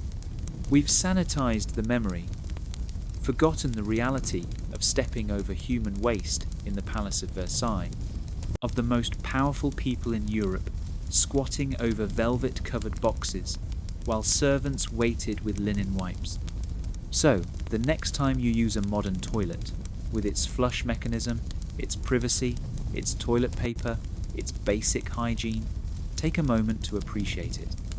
You're experiencing a luxury that European royalty couldn't even imagine. A level of sanitation that would have seemed like magic to people who thought chamber pots were the height of sophistication. You're literally living better than Louis XIV, at least in the bathroom department. And that's something to be grateful for. Now let's sink our teeth into something really disturbing. Or rather, let's gum it. Because if you were a royal woman in Renaissance Europe, you probably didn't have many teeth left to sink. Picture the smile of a modern celebrity. Perfectly white, perfectly straight, perfectly fake. Now picture the smile of Queen Elizabeth I. Black stumps, gaps where teeth used to be, breath that could strip paint off walls. This wasn't some horrible affliction that struck the Queen. This was fashion. This was wealth. This was what success looked like when success was measured in sugar consumption. See, before the age of exploration, sugar in Europe was about as common as unicorns and significantly more expensive. It was imported from the Middle East in tiny quantities, sold in apothecary shops like medicine, and cost more per ounce than gold. Only the very, very rich could afford it, which meant that having rotten teeth from sugar consumption was like driving a Ferrari. It showed everyone you had money to burn. Medieval teeth, before the sugar explosion, were actually pretty decent. Archaeological evidence shows that only about 20% of medieval teeth showed signs of decay. Compare that to some modern populations where it's 90%. Our ancestors might have been covered in their own filth and afraid of water, but at least they could chew their food. Then came the 1600s, and with them, sugar plantations in the New World. Suddenly, sugar was available. Not cheap, mind you, still expensive enough that only the wealthy could afford it regularly, but available. And the wealthy went absolutely mental for it. They put sugar in everything. Their wine, their meat, their vegetables. They made elaborate sugar sculptures for banquets. They candied flowers, fruits, even eggs. They created a whole cuisine based on how much sugar can we cram into this before it stops being food and becomes diabetes incarnate. Queen Elizabeth I was the poster child for sugar addiction. Foreign ambassadors would write home about her love of sweets, her constant consumption of candied fruits, sugar-coated nuts, and sweet wines. By the time she was in her 40s, the damage was evident. And by evident, I mean her teeth were literally rotting out of her head. Paul Hentzner, a German visitor to court in 1598, wrote that the Queen's teeth were black, a fault the English seemed to suffer from because of their great use of sugar. Black. Not yellow, not slightly stained. Black. Like she'd been chewing coal. Which, honestly, might have been healthier than what she was actually chewing.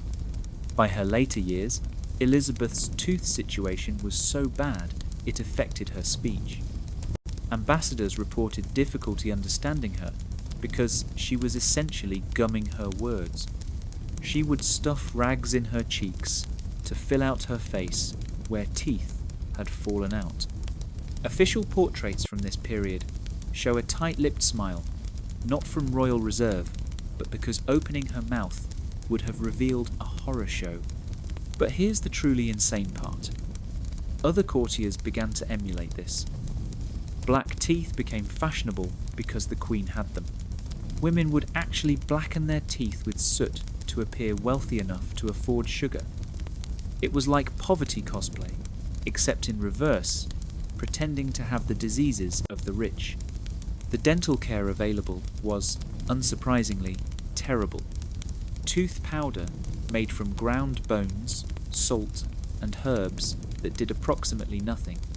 Mouthwashes of wine and vinegar that probably made things worse. And when teeth became too painful to ignore, well, that's when things got really fun. Tooth extraction in royal courts was entertainment, seriously. The Queen would have her teeth pulled in front of an audience of courtiers.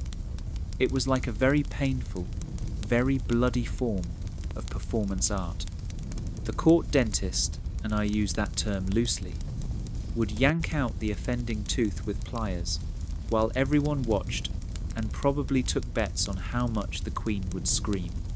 There's a famous story about Elizabeth being terrified to have a tooth pulled, so the Bishop of London had one of his own perfectly healthy teeth extracted first to show her it wasn't that bad. Imagine being such a kiss-ass that you'd have a good tooth ripped out just to make your monarch feel better about dental work. That's commitment, or stupidity, probably both. The dentists of the time were usually barbers or blacksmiths, people who were good with tools and didn't mind blood. Their solution to every dental problem was extraction. Toothache? Pull it. Cavity? Pull it. Slightly sensitive to cold? Definitely pull it. By the time most royals hit 50, they had more gaps than teeth. But the sugar consumption didn't stop. If anything, it increased. Unable to chew properly, royals turned to even more sugary liquids. Sweet wines, syrups, cordials. They'd soak bread in sugar water to soften it enough to gum. They'd have elaborate puddings that required no chewing. It was like they were speed-running dental destruction. The breath situation must have been apocalyptic. Take mouths full of rotting teeth, add the absence of regular brushing, because water, remember, was considered dangerous, multiplied by a diet of sugar and meat, and you get breath that could be classified as a biological weapon. Royal women tried to mask this with various concoctions. They'd chew aniseed, cardamom, and other spices. They'd rinse with rosewater and wine. They'd carry pomanders filled with aromatics to hold near their faces when speaking closely with someone. But there's only so much a bit of spice can do against a mouth full of decay. The political implications of dental health were real. Marriage negotiations could be affected by the state of a princess's teeth. Portraits were carefully composed to hide dental disasters. Ambassadors would report back on the dental status of foreign royals, like it was intelligence gathering, which, in a way, it was. Bad teeth meant sugar consumption, which meant wealth, but too bad teeth meant poor health and possibly early death. Catherine de' Medici, never one to be outdone in any form of self-destruction, took dental care to new heights of absurdity. She imported Italian tooth pullers, who claimed to have secret methods of painless extraction.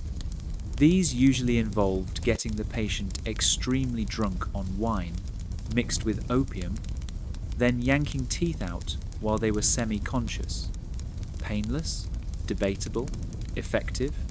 Well, the teeth came out. The French court developed what they called tooth jewellery, essentially fancy covers for rotten teeth. Made of gold or ivory, these would clip over blackened stumps to create the illusion of healthy teeth. Of course, they made eating impossible and speaking difficult, but at least you looked slightly less like a plague victim when you smiled. Some royal women turned to increasingly desperate measures. There were recipes for tooth whiteners that included urine, because of course there were, mixed with pumice stone. Essentially, they were scrubbing their already damaged teeth with acid and abrasives. It's like trying to fix a broken window by hitting it with a hammer. The sugar sculptures at royal banquets became more and more elaborate, even as the guests became less and less able to eat them. Imagine the irony. Tables groaning under the weight of sugar paste castles, marzipan menageries, and candied everything, while the diners gummed at soft bread because their teeth couldn't handle actual food. By the late 17th century, some physicians were starting to make the connection between sugar and tooth decay. Novel idea, right? Eat the thing that rots teeth, teeth rot. But the sugar industry was powerful, sugar was profitable, and besides, black teeth were fashionable. Who's going to listen to some killjoy physician when there's candied violets to be gummed? The very wealthy started importing false teeth. Not nice porcelain ones, like George Washington would later wear. These were teeth pulled from the mouths of the poor, or sometimes from corpses, and wedged into the gaps in royal mouths. They rarely fit well, often fell out during meals, and probably introduced exciting new infections. But hey, at least you could pretend to chew. Marie Antoinette, living in the late 18th century when dental care was marginally better, still suffered from tooth problems. She had a dedicated dentist who used gold to fill cavities. one of the first instances of actual dental repair rather than just extraction. But even with the best care available, her teeth were a constant source of pain and problems.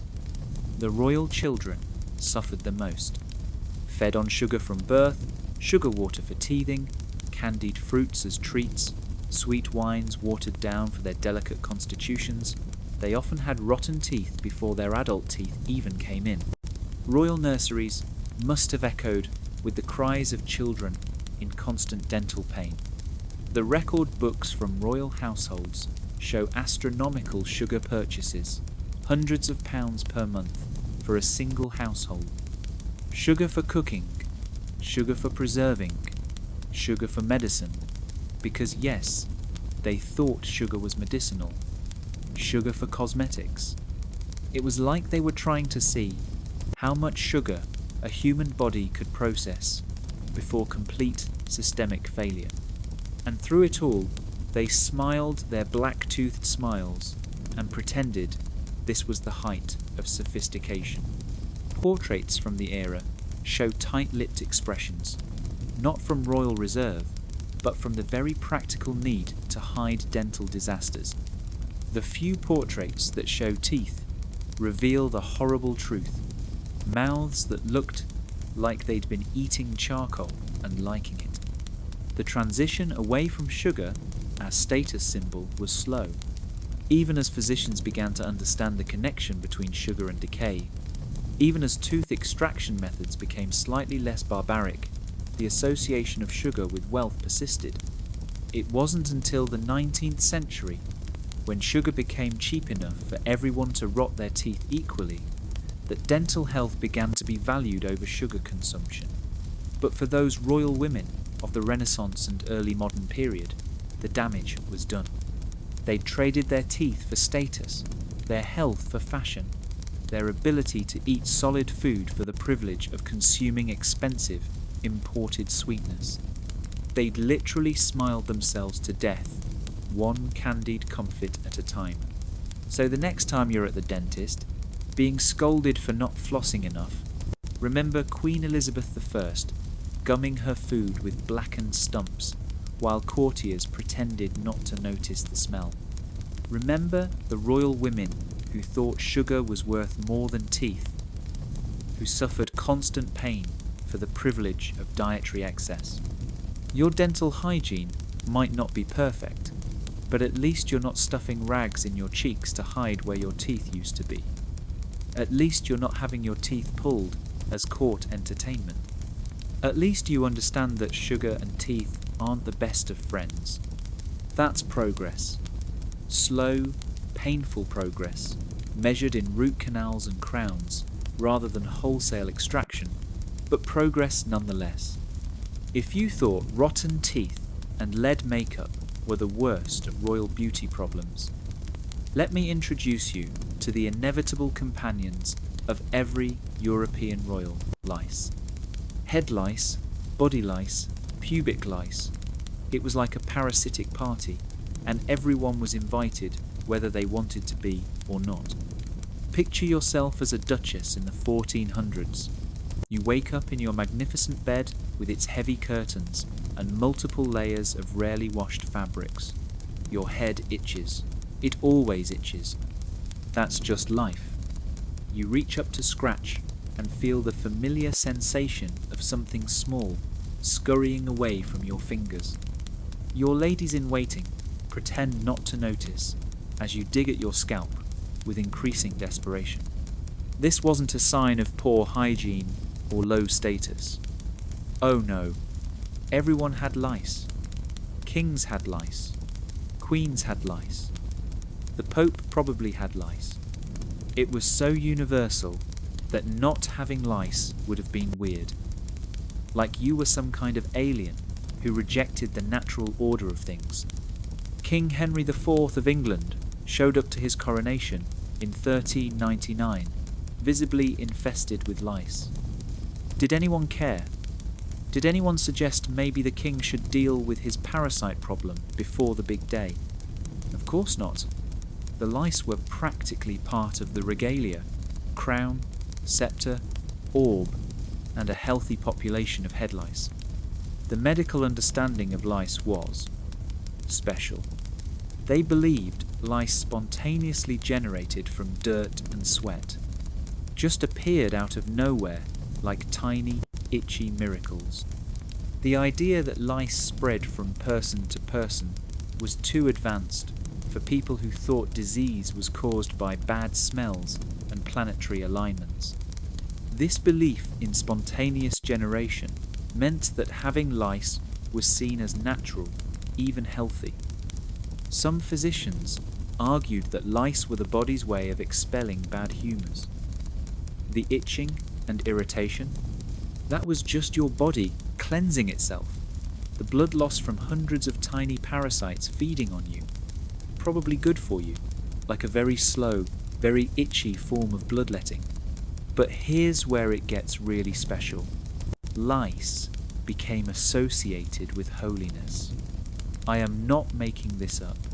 Saints would refuse to delouse themselves as a form of religious suffering. The more lice you had, the more you were suffering for God. It was competitive parasitism.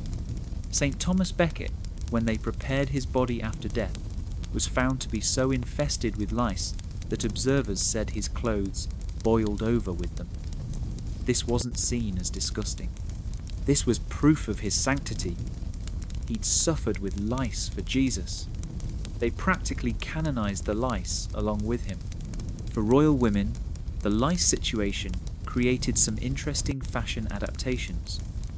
Those tall, elaborate headdresses that medieval noblewomen wore, partially designed to be removed and deloused separately from the hair. The hennin, those cone-shaped hats, could be taken off, shaken out, and the lice dealt with while leaving the hairstyle relatively intact. The management of royal lice was an entire industry. There were professional nitpickers, yes, that's where the term comes from, who would go through royal hair with fine-toothed combs, removing lice and eggs. This was considered a skilled profession. These people had job security because the lice always came back.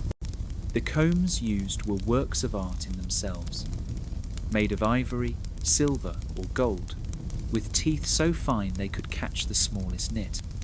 Royal lice combs have been found in archaeological digs, still containing traces of lice DNA. Even the parasites got the luxury treatment. Some royal women tried prevention methods that ranged from useless to actively harmful. They'd wash their hair with lye, which did kill lice, but also burned the scalp and damaged hair. They'd use mercury-based treatments. Because of course they did. Mercury was their solution to everything. They'd dust their hair with arsenic powder, adding poison to the mix of parasites. Wigs became popular, partly as a lice management strategy. Shave your head, deal with the lice situation on bare skin. Easier, but not easy, then pop on a wig. Of course, the wigs themselves quickly became infested with lice, but at least you could boil a wig. Try boiling your own head and see how that goes. The social etiquette around lice was fascinating. It was rude to openly scratch in public, so royal women developed discreet ways of dealing with the itch. Long hairpins that could be used to scratch without messing up elaborate hairstyles. Fans that could be used to cool areas that were particularly irritated. Entire coded languages of gesture that meant, "Excuse me while I deal with my scalp fauna." But the real horror show was body lice. These lived in clothing, particularly in the seams of those rarely washed royal garments. They'd come out to feed on warm royal flesh, then retreat back into the fabric. And since royal clothing was elaborate, multi-layered, and cleaned infrequently, it was basically a lice paradise. Body lice were actually dangerous. Unlike head lice, which are mostly just annoying, body lice can carry typhus, relapsing fever, and trench fever. Royal courts would periodically experience outbreaks of camp fever or jail fever, different names for typhus spread by body lice. People would sicken and die, never knowing that their fancy clothes were killing them. The French court of Louis XIV was notorious for its lice problem. The combination of elaborate wigs, heavy clothing, and a king who allegedly bathed twice in his life created perfect conditions for parasitic prosperity. Courtiers would stand at a discreet distance from each other, not from royal protocol, but from the very practical desire not to share lice populations. Some enterprising courtiers turned lice into fashion accessories. No, really. They'd wear small cages called flea traps as jewellery. These contained a bit of blood or honey to attract the parasites, which would crawl in and get stuck. It was like wearing a tiny torture chamber for insects as a brooch, peak fashion. The scratching damage was serious. Royal portraits often show women with mysteriously placed beauty marks or patches. These weren't always fashion statements. They were covering up scratch marks, scabs, and scarring from constant lice-induced itching. That strategically placed star on a duchess's temple, probably hiding where she'd scratched herself bloody. Children suffered the most. Royal children, dressed in miniature versions of adult court clothing, would be absolutely miserable with lice. There are accounts of young princes and princesses scratching until they bled, developing secondary infections, even dying from typhus contracted from body lice. But still, the clothing stayed elaborate, the washing stayed infrequent, and the lice stayed happy. The psychological impact must have been intense. Imagine never having a moment's peace from itching, never being able to fully relax because you're constantly aware of things crawling on your skin. The sleep deprivation alone from nighttime itching would have been torture, but this was just normal, expected, part of life. Some royal women became obsessed with delousing rituals. Hours spent having their hair combed, their clothes examined, their bedding checked. It became a form of grooming bonding. Ladies would delouse each other while gossiping, turning parasite removal into social time. Did you hear about the Countess's affair? Pixnit. Oh yes, scandalous. Finds particularly large louse. Good catch. The arrival of effective insecticides in the 19th century was revolutionary. Suddenly, you could actually get rid of lice and have them stay gone. The first royal women to experience lice-free life must have felt like they'd discovered magic. No more itching, no more scratching, no more tiny vampires living in your hair. But for centuries before that, lice were just part of the royal experience. They were in the beds, in the clothes, in the wigs, in the very fabric of court life. They were so ubiquitous that their absence would have been more noteworthy than their presence. The religious aspect adds an extra layer of bizarre to the whole situation. Imagine believing that the creatures making your life miserable were actually helping you get into heaven. That every bite, every itch, every sleepless night spent scratching was bringing you closer to God. It's masochism with extra steps and tiny arthropod middlemen. The few royal women who tried to maintain some level of cleanliness were seen as vain or weak. Spending too much time on delousing showed you were more concerned with earthly comfort than spiritual advancement. Better to suffer with your little blood-sucking friends than risk your immortal soul by being too comfortable. And let's not forget the sexual implications. Pubic lice were rampant in royal courts, where extramarital affairs were basically a sport. These little critters would spread from lover to lover, creating an itchy map of who'd been sleeping with whom. Royal physicians would treat intimate itching, while everyone pretended not to know what that meant. The treatments for pubic lice were even more horrific than those for head lice. Mercury again, because why not poison your genitals? but also things like coating the area in lard mixed with sulfur. Imagine explaining that to your royal husband. Why do you smell like rotten eggs and bacon, my dear? Oh, just treating my intimate parasites, darling. By the 18th century, some progress was being made. Regular washing of clothes became more common among the very wealthy. The connection between cleanliness and health was slowly being established. But even Marie Antoinette, living in the relatively enlightened late 1700s, dealt with lice. Her elaborate poufs and towers of hair were regularly infested, requiring constant attention from her hairdresser. The fall of the Louse Empire was slow. It took improvements in hygiene, better understanding of disease transmission, effective treatments, and most importantly, changing fashion. When elaborate wigs went out of style, when washing became acceptable, when clothes became easier to clean, the lice finally began to lose their aristocratic habitat. But for hundreds of years, they reigned supreme. Tiny tyrants in a world of silk and velvet, making life miserable for everyone from peasant to princess. They were the great equalizer. No amount of money or power could keep them away. In a world of rigid hierarchy, lice recognized no class distinctions. So the next time you're grossed out by finding a single head louse on your kid after school, remember the royal women who lived their entire lives as mobile ecosystems, who scratched through state dinners, who wore wigs infested with parasites, who believed their suffering was holy.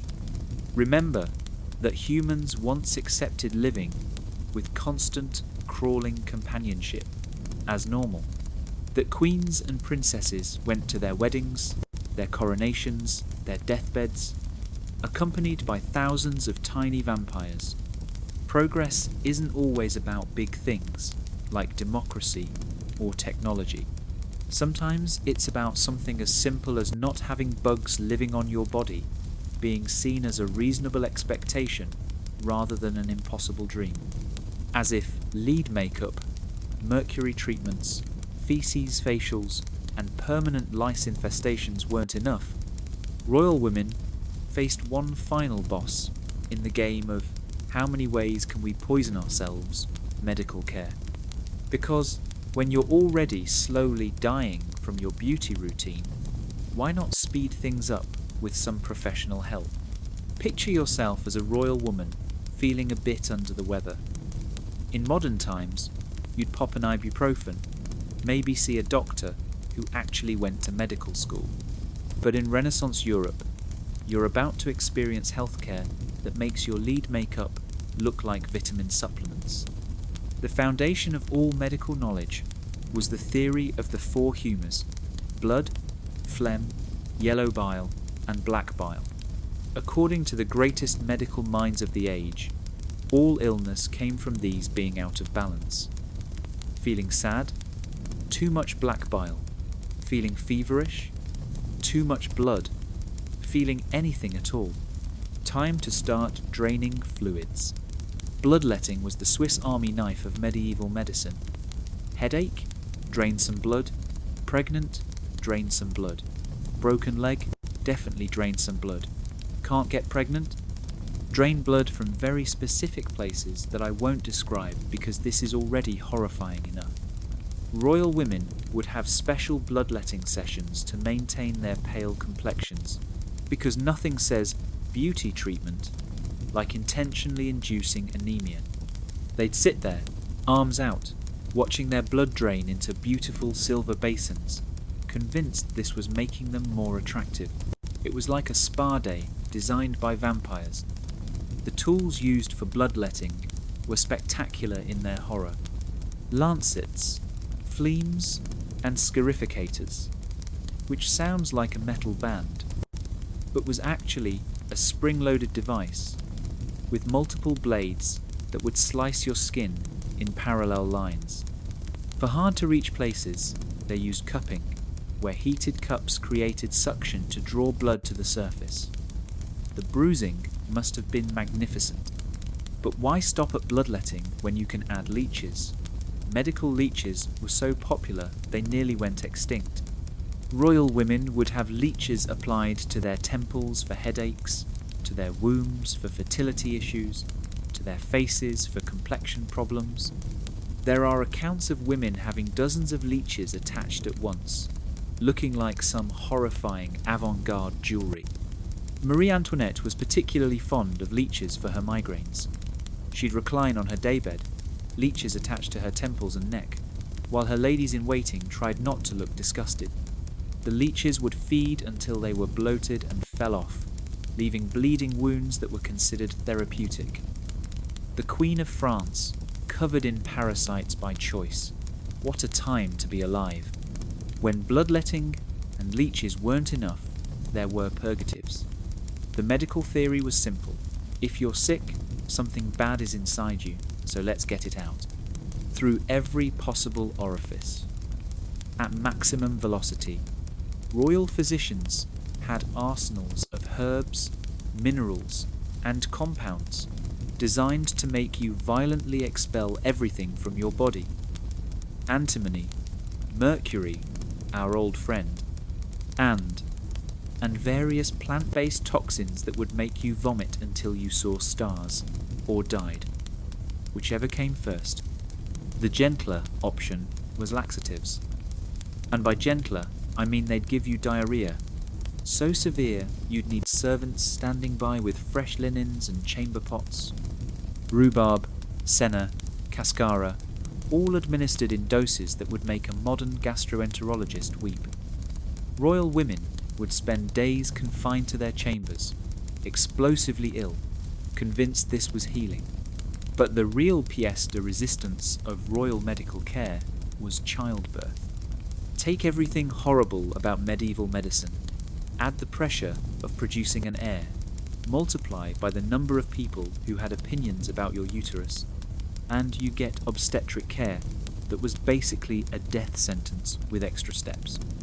Royal births were public events, not metaphorically public, literally public. The Queen would labour in a room full of courtiers, physicians, midwives, and various officials who needed to witness that the baby was legitimate.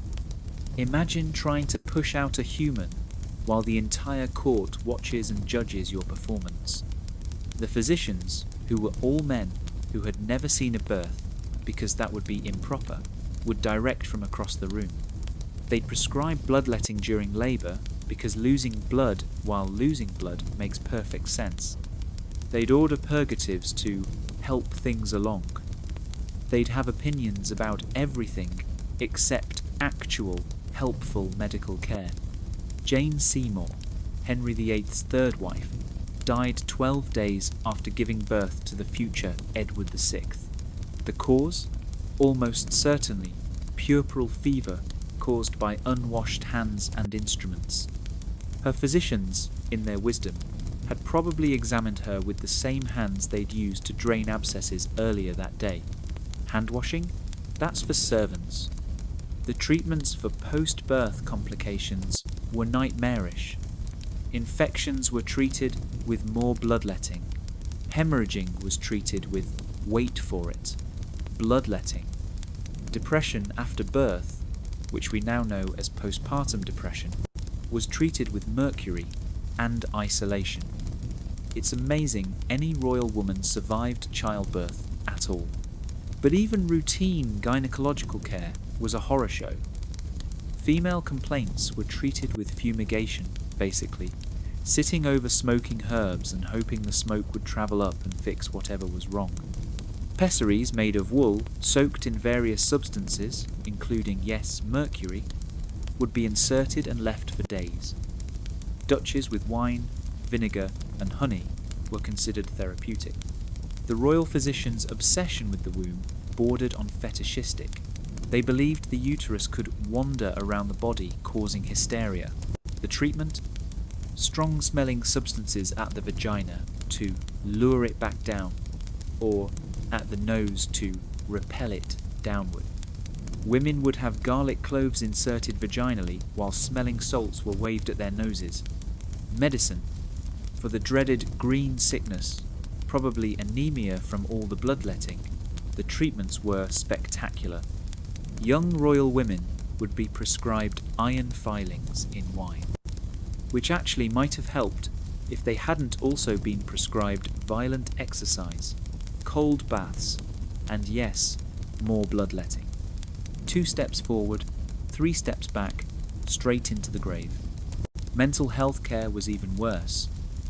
Any sign of emotional distress in royal women was labelled hysteria and treated with increasing severity. First came the bloodletting and purging, then isolation, then restraints, then treatments that would make modern horror movies look tame.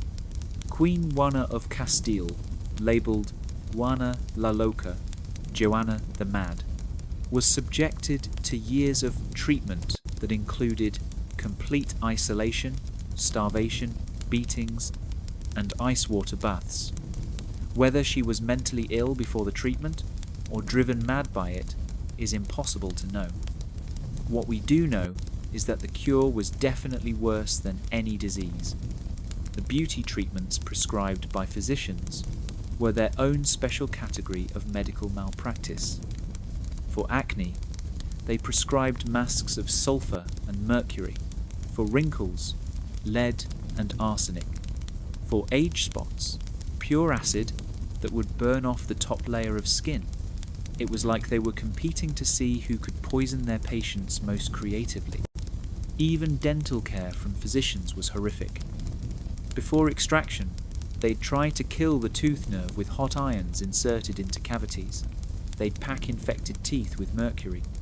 They'd prescribe mouthwashes of urine and vinegar. When extraction was finally necessary, it was done without anesthesia, beyond maybe some wine or opium if you were lucky. The royal pregnancy tests were particularly special. Physicians would examine urine for colour, clarity, and taste. Yes, taste. Some poor physician would sip royal pee and declare whether or not the queen was pregnant based on its flavour profile. They'd also inject the urine into animals to see their reaction, which was slightly more scientific, but equally useless. For infertility, the treatments were desperate and dangerous. Bloodletting from the feet and thighs to draw the humours downward. Fumigation with sulphur to open the womb. Pessaries of pepper and honey to heat the reproductive organs. Royal women, desperate for heirs, would endure years of these treatments, each more invasive and harmful than the last.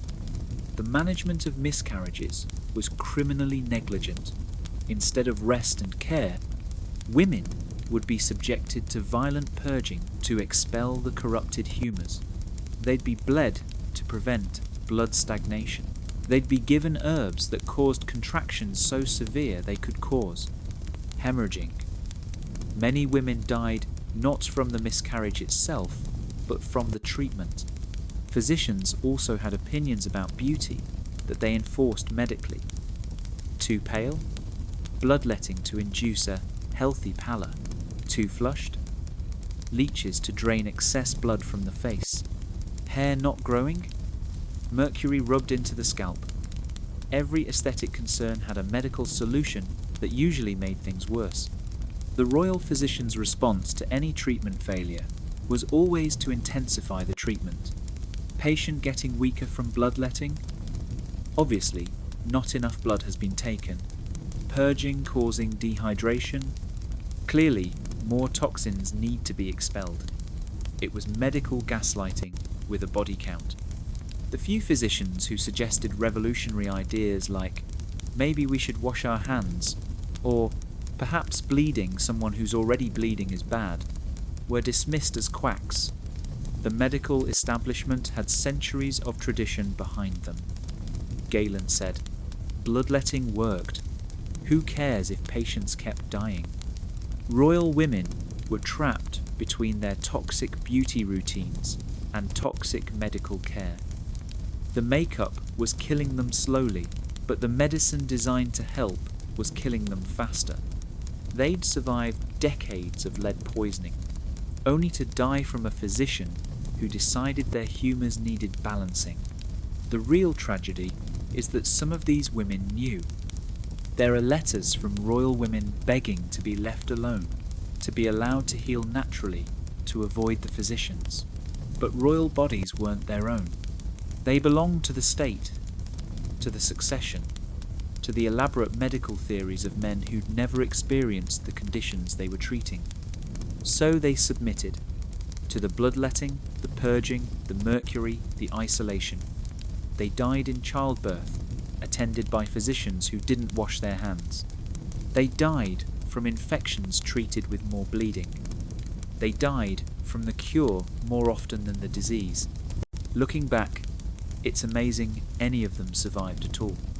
Between the lead makeup, mercury treatments, arsenic beauty aids, crocodile dung facials, lice infestations, sugar-rotted teeth, and medical care that was basically torture with a diploma, royal women were under constant chemical and biological assault.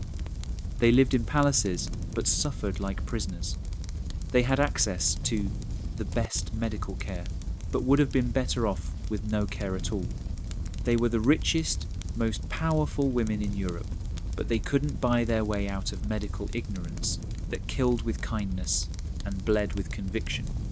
Modern medicine has its flaws, but at least your doctor won't taste your urine, prescribe mercury for sadness, or suggest bloodletting for pregnancy. At least we figured out that washing hands is good and draining blood from sick people is bad. At least we understand that crocodile poop is not medicine and leeches are not jewellery. That's progress.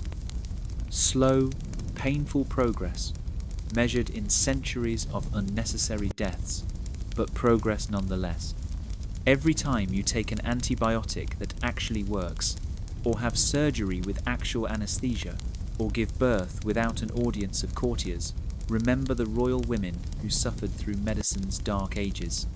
They died so we could learn that maybe, just maybe, poison isn't medicine and bleeding isn't healing. Their sacrifice, involuntary though it was, paved the way for a world where medical care actually cares and beauty treatments don't require a hazmat team. Rest in peace, ladies. Your suffering was not in vain, even if it was completely unnecessary.